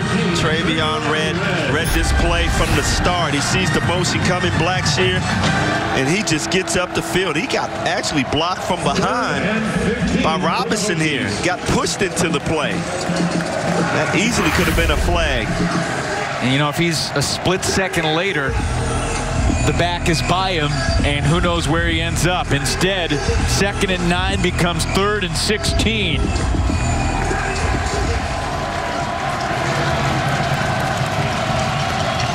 The 2,200 fans here making some noise. Hooker hits Robinson in the crossing route. And Nick Anderson missed the tackle, but out of bounds to the 14, and he's 5 yards shy of the first. Well, I think Nick Anderson got enough of them to get him out of bounds. Here, you got to see this crossing route coming. If you're the linebacker, you got to turn back and see what receivers coming across, pick them up. You're giving 45 Anderson credit for the tackle there? Yeah. Oh, yeah. Oh, yeah. He's done everything else. A shoestring tackle. By the way, in the stats, Hooker to Robinson, out of bounds. Nick Anderson with the tackle. Thank you. From 31 yards, Johnson. And that one is through. So back to a 1-possession game here in truest Field in Winston-Salem. Wake Forest 20, Virginia Tech 13.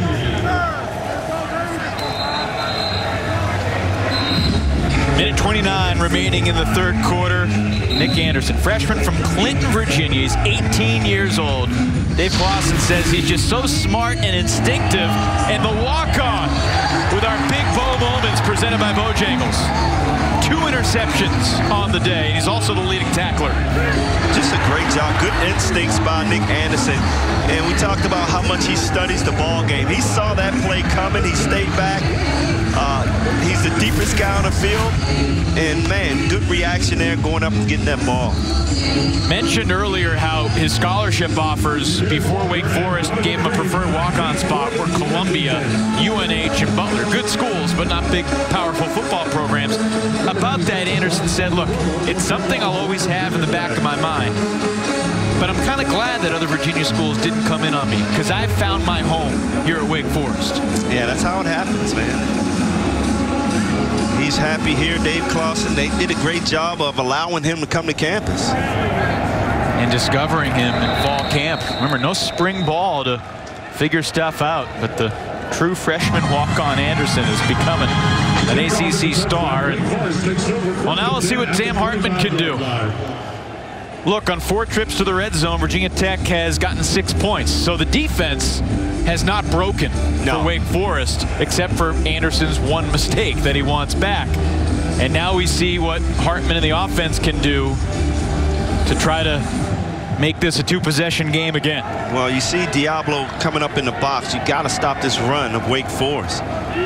Diablo comes up. Hartman rifles it to the perimeter for Roberson, and he shows his wheels. Catapulting himself to the perimeter for the first down, a gain of 11. And this is the danger. If you're Virginia Tech, you know you got to stop the run, so you want to walk guys up 8 in the box there, but you got a smart quarterback in Sam Hartman who's taking advantage of seeing those guys come up and throw the quick out for a good 6-7 yard gain. Walker this time hit by Barno. Amari Barno, the tallest member of the Virginia Tech defense. He's 6'6", playing on that defensive end. So 1 yard gain makes it 2nd and 9. And throwing to a covered receiver, A.T. Perry, and the flag comes in late. Well, that's a good call. Dorian Strong had his hands all over the receiver. Pass interference, defense, number 24. Ball be placed at the spot of the foul. Automatic first down. Good to see A.T. Perry back on the field for Wake Forest, but Dorian Strong had his hands all over the true freshman. They got 24, not 44, so it's Devin Taylor who was hanging on the arm. Oh no, you were right. You were right, and the official was wrong. I'm never doubting you again. I apologize. Yeah, I was all over that play. The freshman Dorian Strong. So first down. Hartman shows patience. He was past the line of scrimmage and just that stutter step. Typically that type of running is discouraged. Like hit the hole, get what you can get. Wake Forest has reinvented offensive football. He's watching his running backs run, man. So it is awesome to see Sam just read the play there and get about 5 yards on first down. Well, the good news is the two teams are not going to have to move very far to the other side of the field. It's going to go from one 49-yard line to the other. And Wake Forest will carry a 7-point lead into the fourth quarter at Truist Field. Wake scored the first 10. Virginia Tech scored the next 10. Then Wake been up 20-10. A field goal for Johnson makes it 20-13 as we head to the fourth.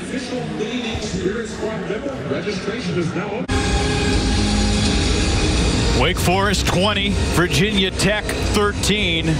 And the fourth quarter begins with a second down play from the plus 49-yard line for Sam Hartman in the Deacs. Wake Forest has rushed the ball for 222 yards through 3 quarters. And they stay on the ground and move the chains on the opening play of the fourth. 8-yard plunge by Walker down to the 41. Wow, what a play here. How about your quarterback, Sam Hartman? He hands the ball off, and he goes out there. He sees the running back, Walker, coming, gets a block for him. Not going anywhere this time. In the backfield immediately. Amari Barno disrupting that play. Couple big plays by Barno getting up the field. Tall, lanky Barno. So Walker picks up 8 and loses 4. It's 2nd and 14. Hartman looking to throw this time. Open man is Donovan Green. He's got it. Inside the 10 for the Deeks. The pass is complete to number 7, Donovan Green. First down. Devin Taylor looking in the backfield and allowed Green to get behind him. And Sam Hartman just lays this ball right in there perfectly. Wide open right here, Green. Pickup of 36, Brian, and now 1st and goal. It's Walker looking for the edge, and he'll lose a bunch. This time, Breon Murray in the backfield. Excellent read by Breon, getting up the field, making a play. That's the first time you see Walker trying to get to the outside. He normally cuts up the middle and waits it out. Good reaction by Breon.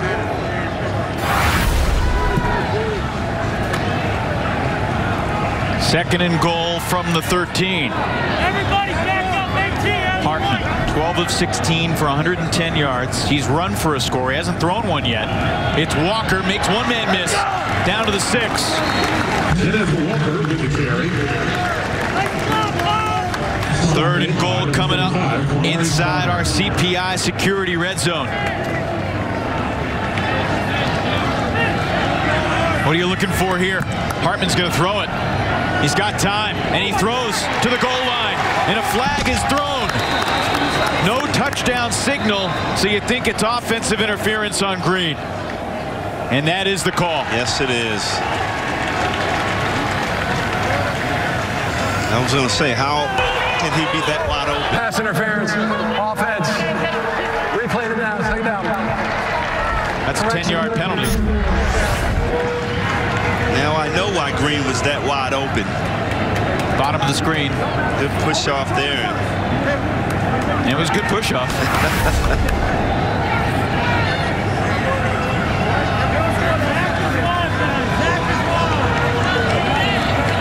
And it's a 15-yard penalty, Brian. So they march it all the way back from the 6 to the 21. Yeah, if you're in Wake Forest, you want to be careful because right now you're in a good field goal position. Last thing you want to see is Sam Hartman drop back and get sacked. That's a good point. Take 3 points. Don't get greedy here. Got 2 safeties back deep. And Wake will run it. Still lose yards. It's Pollard in the backfield this time. Hokies trying to rip that ball away. And now a flag comes in late. This is getting scrappy here in Winston-Salem.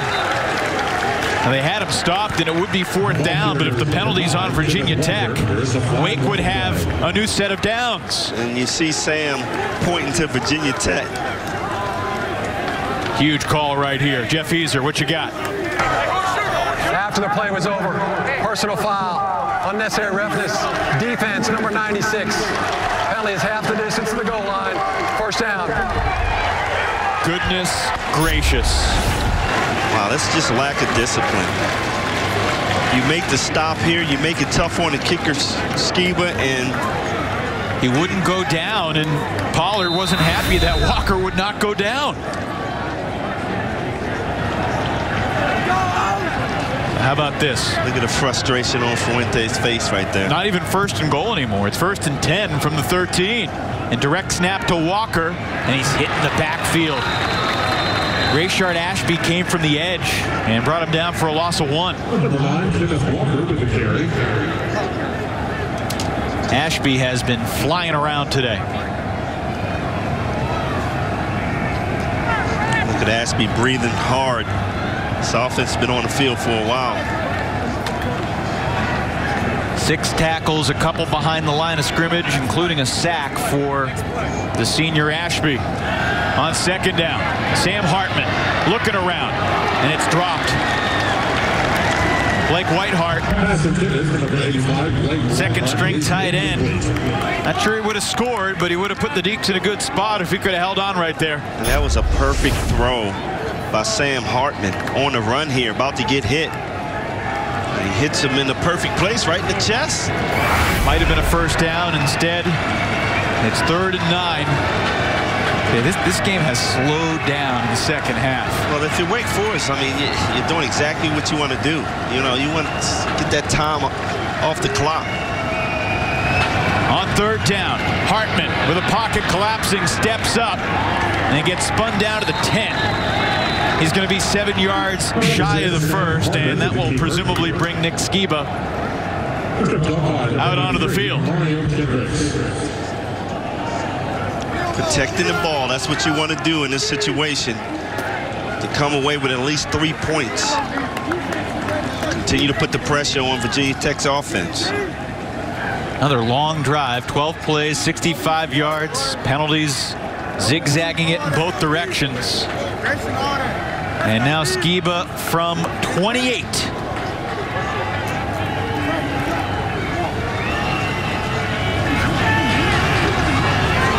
From Zach Murphy, and the kick is through.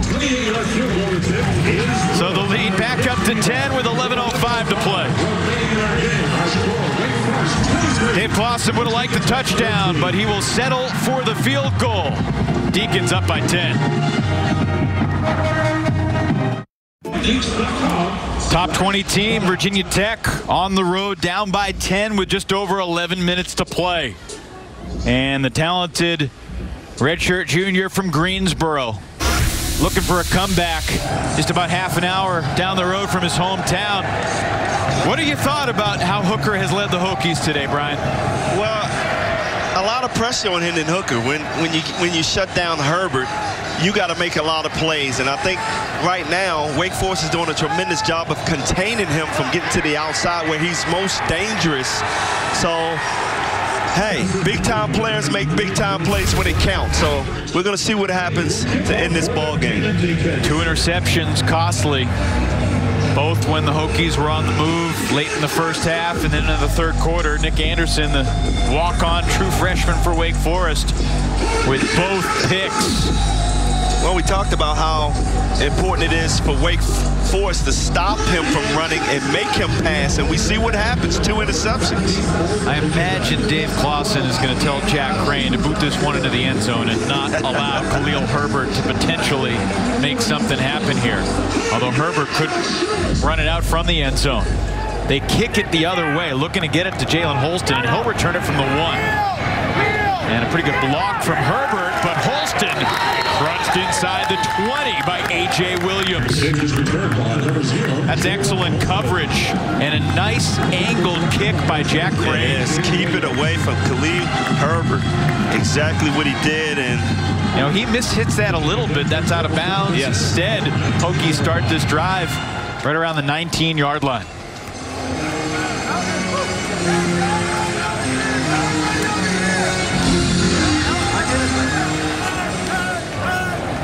Critical drive here for the Hokies, beginning from their 19, and Herbert running parallel and never able to turn the corner.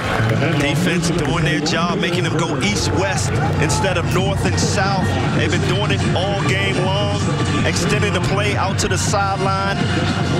Just great approach by this defense. Great pursuit contained by Travion Red, and then Jasir Taylor, the corner, was there to meet him at the edge for no gain. Again, this is what you want. You want Hendon Hooker to throw the ball in the air. And he will. This is Turner. He gets out across the 20. Catch is made by number 11, Trey Turner. That's a 3-yard gain. And it's 3rd down. Now you see the smaller defense come on the field for Wake Forest. Doing an awesome job containing Hooker. Still looking for Boogie Basham's first TFL, by the way.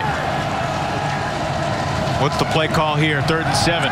Hooker. James Mitchell. You got to be looking for James Mitchell. And he's got space on the edge. The first down for Virginia Tech out to the 34-yard line. Good coverage downfield, forcing Hooker to run out of there. And the Hokies offensive line had a good double team on Basham to keep him from getting involved in this play.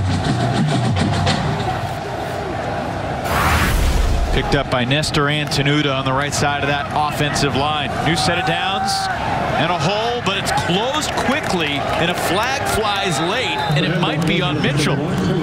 Anderson made the stop on the play.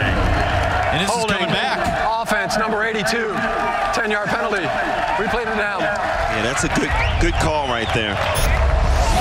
And give credit to the defensive backs. They're up the field, making plays, and this is what you got to do. You got to hold them. Virginia Tech only had 2 accepted penalties for 10 yards in the first half. In the second half, 5 penalties. Make it 6 now.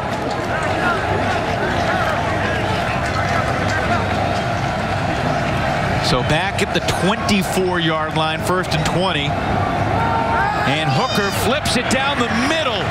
And Raheem Blackshear nearly broke that one. Travion Red may have saved the touchdown. He did. I mean, that's a well-designed play there. Everybody thinking the run is coming. And he hits Blackshear from that slot position. Good saving tackle. There's an injured Deacon down on the field. 10-point game, 9:09 to play in the 4th. The injured Demon Deacon was Chase Jones. He walked off the field under his own power. And his team's up by 10 with 9:09 to play. A lot of pressure on Hendon Hooker for Virginia Tech right here. For a little more on Hendon, let's take it down to the sideline with Abby LeBar. Yeah, guys, Hendon Hooker and Khalil Herbert are 2 weapons for this offense that Virginia Tech needs to get going. They've been a dynamic duo this season, and you always want to know if you're a dynamic duo on the field, what's the dynamic like off the field? Hendon told us this week that he actually hosted Khalil on his official visit, and he said, I was really trying to get to know him at first, figure out what he was interested in, and we hit it off pretty quickly because we both have the same passion and love for shoes. All right, guys, and then, you know, after that, how has their relationship just progressed? It's really been, you mentioned it earlier, Evan, they're roommates together. And so when Hendon went home after last week's win, he said, I saw Khalil in the kitchen, and I looked at him and I said, Juice, you are the best running back I have ever seen play. Evan, I'll let you take this. Flag down here as Herbert finds open space. But yeah, I mean, just to finish that story, Hendon Hooker said if you wanted to build a running back in a video game, you'd build Khalil Herbert. And yet the holding penalty is going to bring this one back. Fuentes is going to look back at this game. Holding, offense, 10-yard penalty, 2nd down. Fuentes is going to look back at this game, and he's going to be very, very upset with the discipline of his team. A lot of penalties hurting a lot of drives that this offense has been on. The center, Brock. No, it's the right guard, Doug Nestor, I believe, who was called for the holding penalty there. 2nd holding penalty of the drive. So it's 2nd and 11. And the flag coming downfield. Hooker keeps it. Option play. It's Blackshear out across the 40. And there's another flag, this one thrown from the secondary. As Williams made the stop, another marker, and I think this one is going the other way against the Deacs. Personal foul, face mask, defense, number 29. 15-yard penalty added to the end of the run. 1st down. So that's on the true freshman, Kalen Carson. You cannot afford to make these mistakes late in the ball game and extend the drive for Virginia Tech. Yep, there you see it. You got him up against the ropes. Looks like both guys may have been holding on to the other's face mask there. Call it on Carson. Clock ticking, 8:20 to play. Ball spotted at the Wake 42. Fake the give to Robinson. Looking for Turner, and he's open. And he lost the ball late. Wake calling it an incomplete pass, but their opinion doesn't matter. And the officials are going to spot it inside the 30. The ruling on the field is a completed catch, fumbled out of bounds. result of the play is a first down. Did he hang on long enough here, Brian? 1, 2, yes. Good defensive play knocking that ball out of there.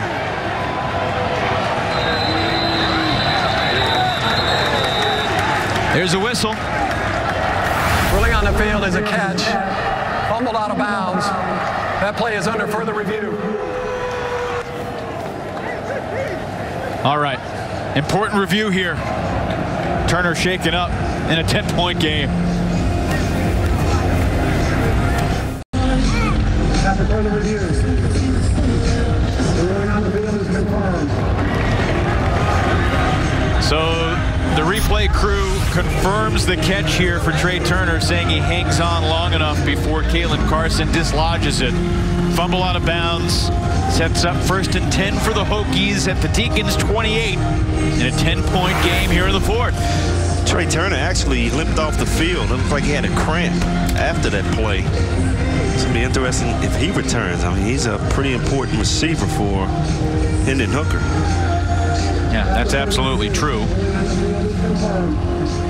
Caleb Smith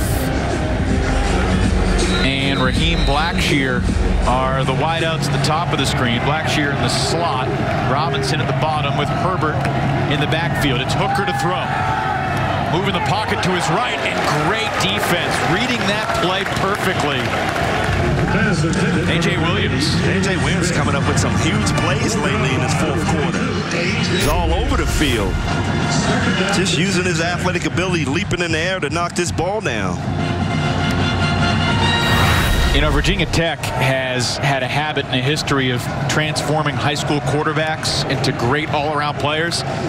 Wake's doing that with A.J. Williams, former high school QB.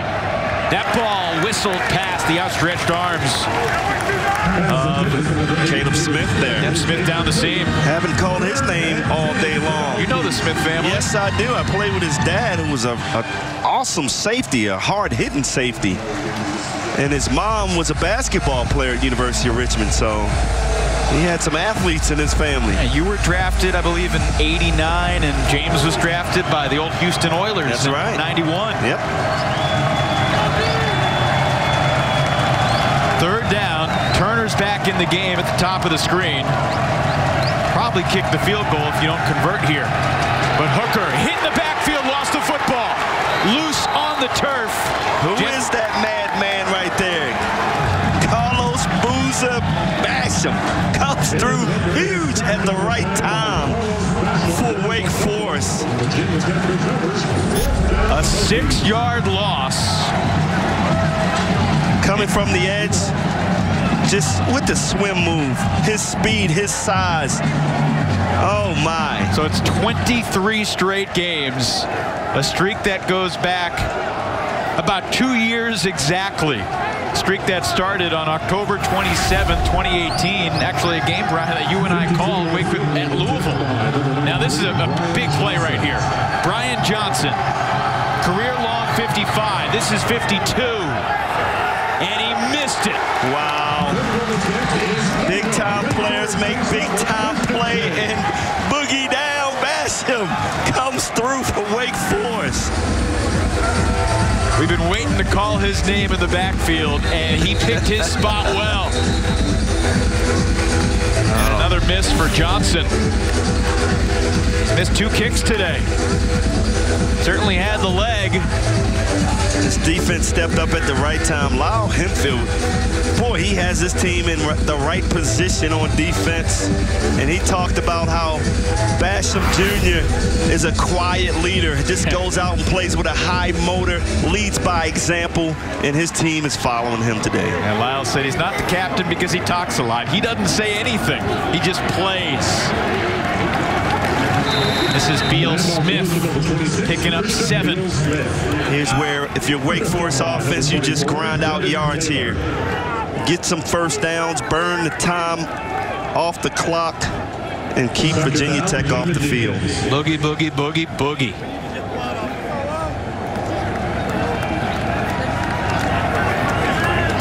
Another guy from the Hokies' backyard in Roanoke. By the way, Beal Smith over 100 for the 3rd time in his Deacon career. 2nd time this year, also the Campbell game. And he's hitting the backfield this time. Rayshard Ashby pulled him down after Barno slowed him.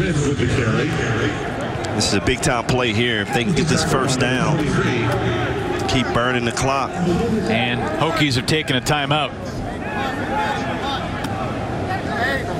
Catch your breath, everybody. We'll take the break, too. 6:07 to go. Wake trying to pull off the upset at home. All about the eyes, coach. Key fast play brought to you by Jimmy John's. Boogie Basham coming up big for the Deacons. Several stops in the run game, but he saved this best one for a crucial 3rd down in the 4th. 23 consecutive games with tackle for a loss. This guy is a beast, and he will be playing on Sundays next year, I believe. Last time he didn't have a TFL in a game was October 20th, 2018, at a game against Florida State. Even beyond the 23-game streak, I mean, since that crazy Belk Bowl that Wake played against Texas A&M, the Deacons beat the Aggies that day. Starting that day, Boogie has a tackle for a loss in 28 of his last 30 football games. Oh, man. 23 in a row. Yeah, I mean, you look at his size, you look at his motor. This is the guy that you want playing on Sundays. And I know the scouts are just salivating over his talents, man. Out of the timeout, Sam Hartman is not in the backfield. Beal Smith and Walker both out there on 3rd and 2. Wake 0 for 3 on 3rd down in the 2nd half. Walker goes to the left, and he's not going to get there. So Virginia Tech gets a critical stop and will force the punt from Ivan Mora. Clock continues to tick towards 5.5 minutes to play. That was a good timeout by Virginia Tech. Justin Hamilton got his defense prepared for this Wildcat, and huge stop, sending the punt team on for Wake Forest. If they get that 1st down right there, it's a different, the game is over. Well, this Virginia Tech special teams has been so good through the years and even this year, but haven't done a whole lot today. I wonder if Mora will give him something returnable there. Gets rid of it quickly. It's a shorter kick, but it is not returnable up to the sideline. And, you know, basically 40 seconds running off the clock.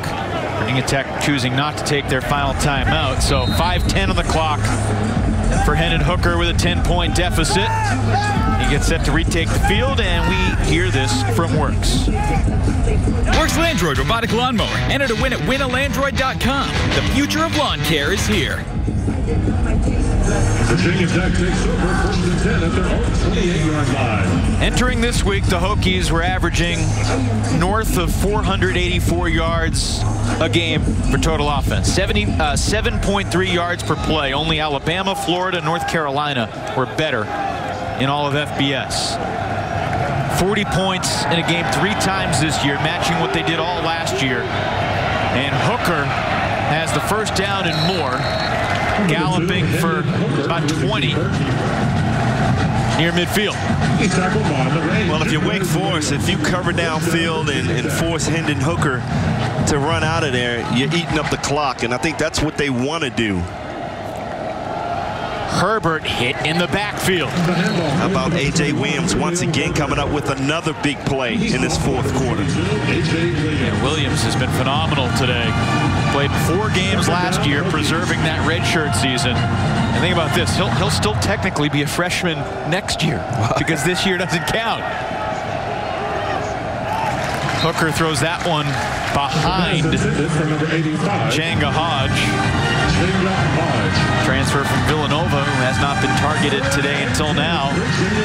Well, this secondary for Wake Forest, they're reading their keys, they're playing good coverage, and they're taking a pass away from Hendon Hooker. And Hooker's got 93 yards on the ground and 201 in the air, but it doesn't seem like it, does it? No, it doesn't. You see 4 for 12 on 3rd downs. They need the Deacon 42. Hooker has time and hits Gallo for 8. It'll be 4th and 2.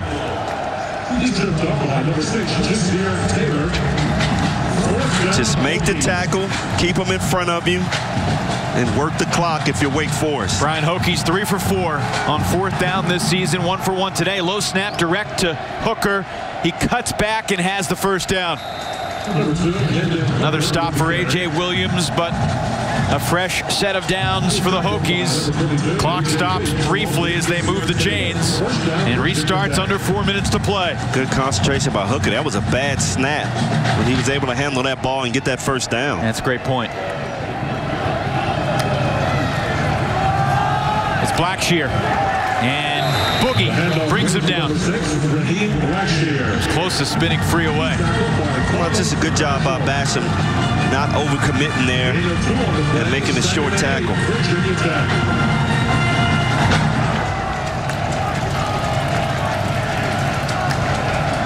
Second down.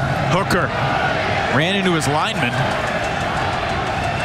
and looking for the sidelines. Again, the secondary for Wake Forest. Great coverage downfield. Nobody's open for Hendon Hooker. Dave Clawson has talked about how Wake has to be an ascending football team. They have to develop. They have to improve. You think about how the defense looked against Clemson and NC State, even against Campbell, the first half against Virginia. But look at this, 5+ quarters. Wake has allowed 1 touchdown since halftime of the Virginia game. Allowed 3 points in the second half to the Cavs. 13 points through 3 quarters and 12 minutes today. Deep ball looking for Turner is incomplete. Jazir Taylor has had a wonderful day at cornerback. He is locking those receivers down. Every time you try to go deep, Jazir is in their face. And we should mention again, Virginia Tech has its most complete roster of the season today. They do not have Jermaine Waller, no J.R. Walker, the backup safety. And here comes Brian Johnson on 4th down to try to knock this one through from what would match his career long of 55. Well, he's missed 2 kicks already this game. This is huge. Spotted inside the 45, so we'll officially call it 54. Johnson puts it through and brings the Hokies within 7 with 2:38 to play. Big top kick there. Hokies missing double-digit players each of their first 4 games of the season. Only missing 8 players today, and they're back within 7 on this 54-yarder from Johnson. Give Johnson a lot of credit. After missing 2, you still focus and make the big one when you needed it. Now, Virginia Tech did get an onside kick last week against Boston College. It was a surprise onside kick. Got to imagine Wake Forest will be contemplating its likelihood here because the Hokies only have 1 timeout. Well, if I'm Wake Forest, I got my hands team on the field. I'm expecting an onside kick. But you got to make sure you got a guy back there that can catch the short kick. Yeah, and I misspoke. The successful onside kick came against Carolina, not BC. 2:38 remaining for Dave Clawson. You know, in the last decade, Brian, Wake Forest beat a ranked opponent 4 times. 4 times in the last 10 years. Looking for the first win over a ranked team in the new decade. Parker, Romo, and Johnson are both on the field here for Virginia Tech. Parker, Romo, 96, Johnson, 93. Either of them can kick it. Wake is ready for something goofy.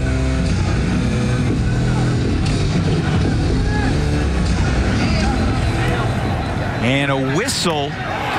That ball, flag flies. Wake's got it. Did you hear the whistle before the kick there? I thought I did hear a whistle. It's about 12 flags on the field.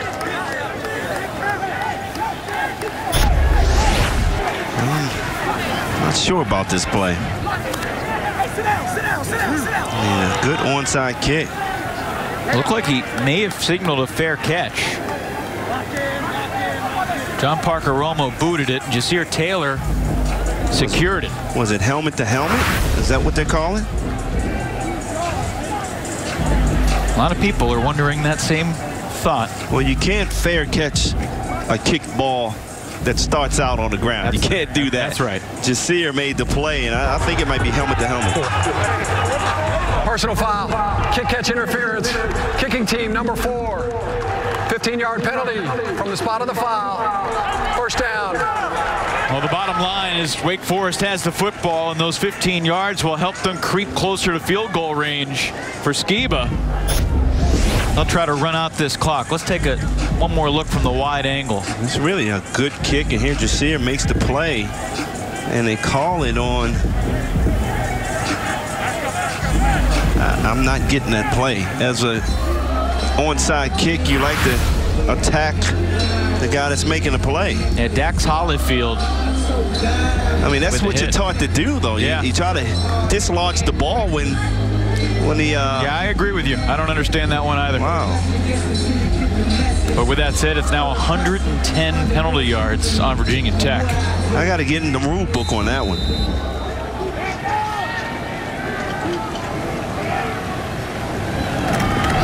Hartman gives it to Christian Beal-Smith. And he stopped for no gain. Justin Fuente uses his final timeout with 2:31 to go. Third and final timeout. Virginia Tech. 30 seconds. Well, Khalil Herbert was leading the nation in rushing, but it's these two guys who have stolen the show. Beal-Smith over 100 yards for the 3rd time in his career. And one of the plays of the game, Brian Jordan, was Kenneth Walker's 6-yard touchdown run. I still don't know how he got to the end zone. Well, he just showed grit there. 1 minute in lane. 1 minute timeout. He just showed grit and toughness on that play. I mean, you got to give him a lot of credit. He didn't give up. And when you smell that end zone as a running back, you do whatever you can to make it there, and he did that. Wake Forest hits the road for their next 3 games after today at Syracuse, noon kickoff on Halloween next Saturday. Then the Deacs have a week off before back-to-back trips to North Carolina and Duke. Next week will be the first time the Deacs have left the state of North Carolina this season. They'll only leave the state twice. 3 of the 5 road games against the other North Carolina schools in the ACC. All right, 2nd down and 10. Virginia Tech is out of timeouts. They'd love a 2-minute warning, but that's not a thing either in college football. Number 26, Christian Beal-Smith is the ball carrier. Yeah, you got to protect the ball and let the time, and then trust your defense to make some plays.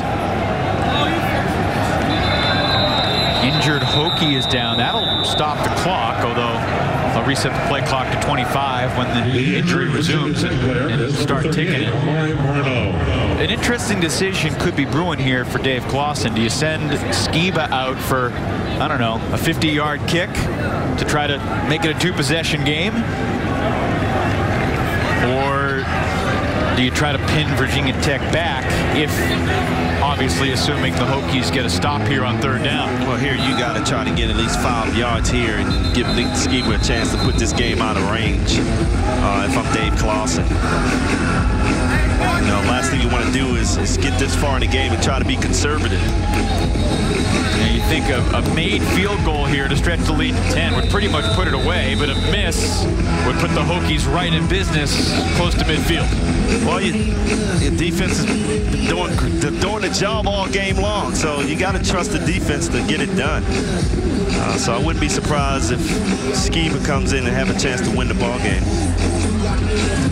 Wake's at the line of scrimmage right now, but they're going to let this clock continue to whittle away.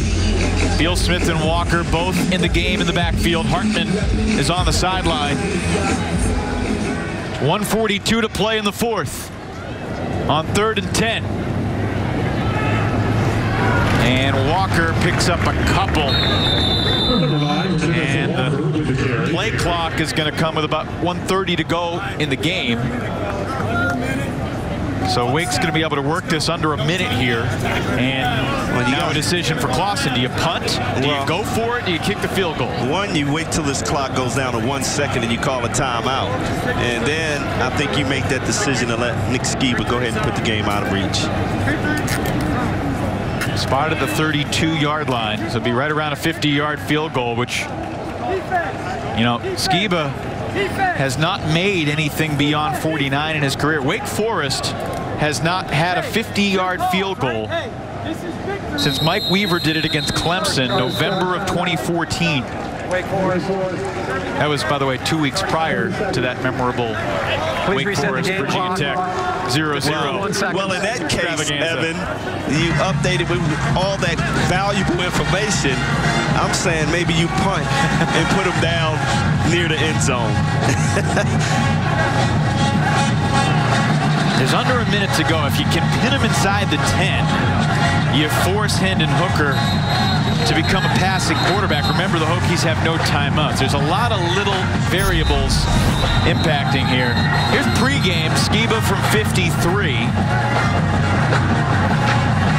No problema. Wow.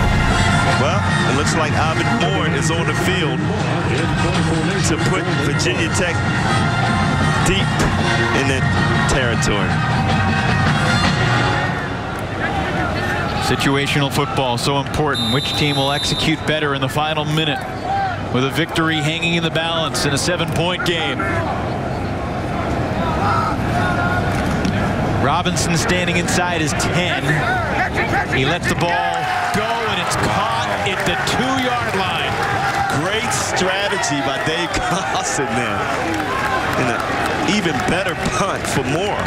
That's Keyshawn Williams, another true freshman, who Dave Clausen has said, look, if this year counted towards eligibility, we wouldn't have Keyshawn Williams on the punt team because he's a really good player. He's ready to contribute, but he's behind Jaquari Roberson and Taylor Moore in the slot. Because this year doesn't count, we can throw him on the punt team and it makes our team better. Right. And you get a glimpse of it right there. Well, you see this Wake Forest defense in prevent. 4 defensive backs. Yeah, all standing on a 40-yard line.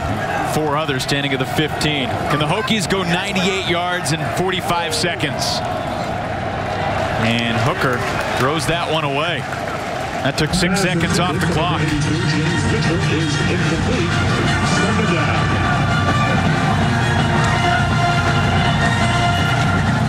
You talk about coming into this ball game with a great defensive plan. Lyle Hempfield, you can't say enough about him as a defensive coordinator. Wake has 3 defensive linemen. He has put a fantastic package together to stop this Virginia Tech offense. Hooker steps up, being pursued, and he'll throw it short, and he can't connect with Herbert. Jamar McCollum providing the pressure on the goal line. 3rd down.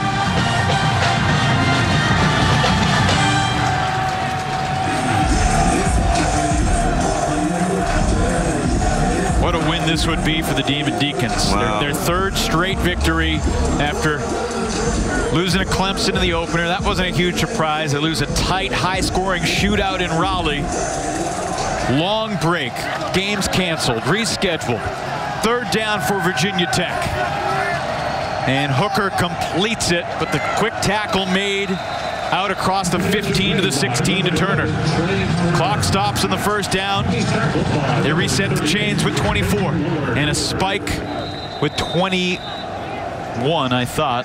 Whistle came late. See if they had a second or two. Pass is incomplete. 2nd down, Hokies. Dave Clausen was just looking at all his deep safeties, pushing them back a little further. Saying, get deeper, get deeper. Don't let anyone behind you hear. That's the message for sure. Wake 20 seconds away, trying to close out Virginia Tech. Toward the sideline and incomplete. Looking for Robinson with Williams in coverage. What a great job by Wake Forest defense this whole game. containing Hendon Hooker, shutting down Herbert. And, you know, there was some thought that the Hokies might be the team in the ACC that's about to get on a roll. They've looked really good, lost a lot of players in the Carolina game. They lost that one, but, you know, games against Wake and Louisville and Liberty before the Miami game. Well, that game at Louisville's looking a little tougher now after what they did today to Florida State. Pressure coming. Hooker throws downfield, and that's the ball game. Who else? It's the freshman walk-on Nick Anderson with a hat trick. His third interception. Wow. Right place, right time, 3 times today. The Nick Anderson story is just getting started here in Wake Forest.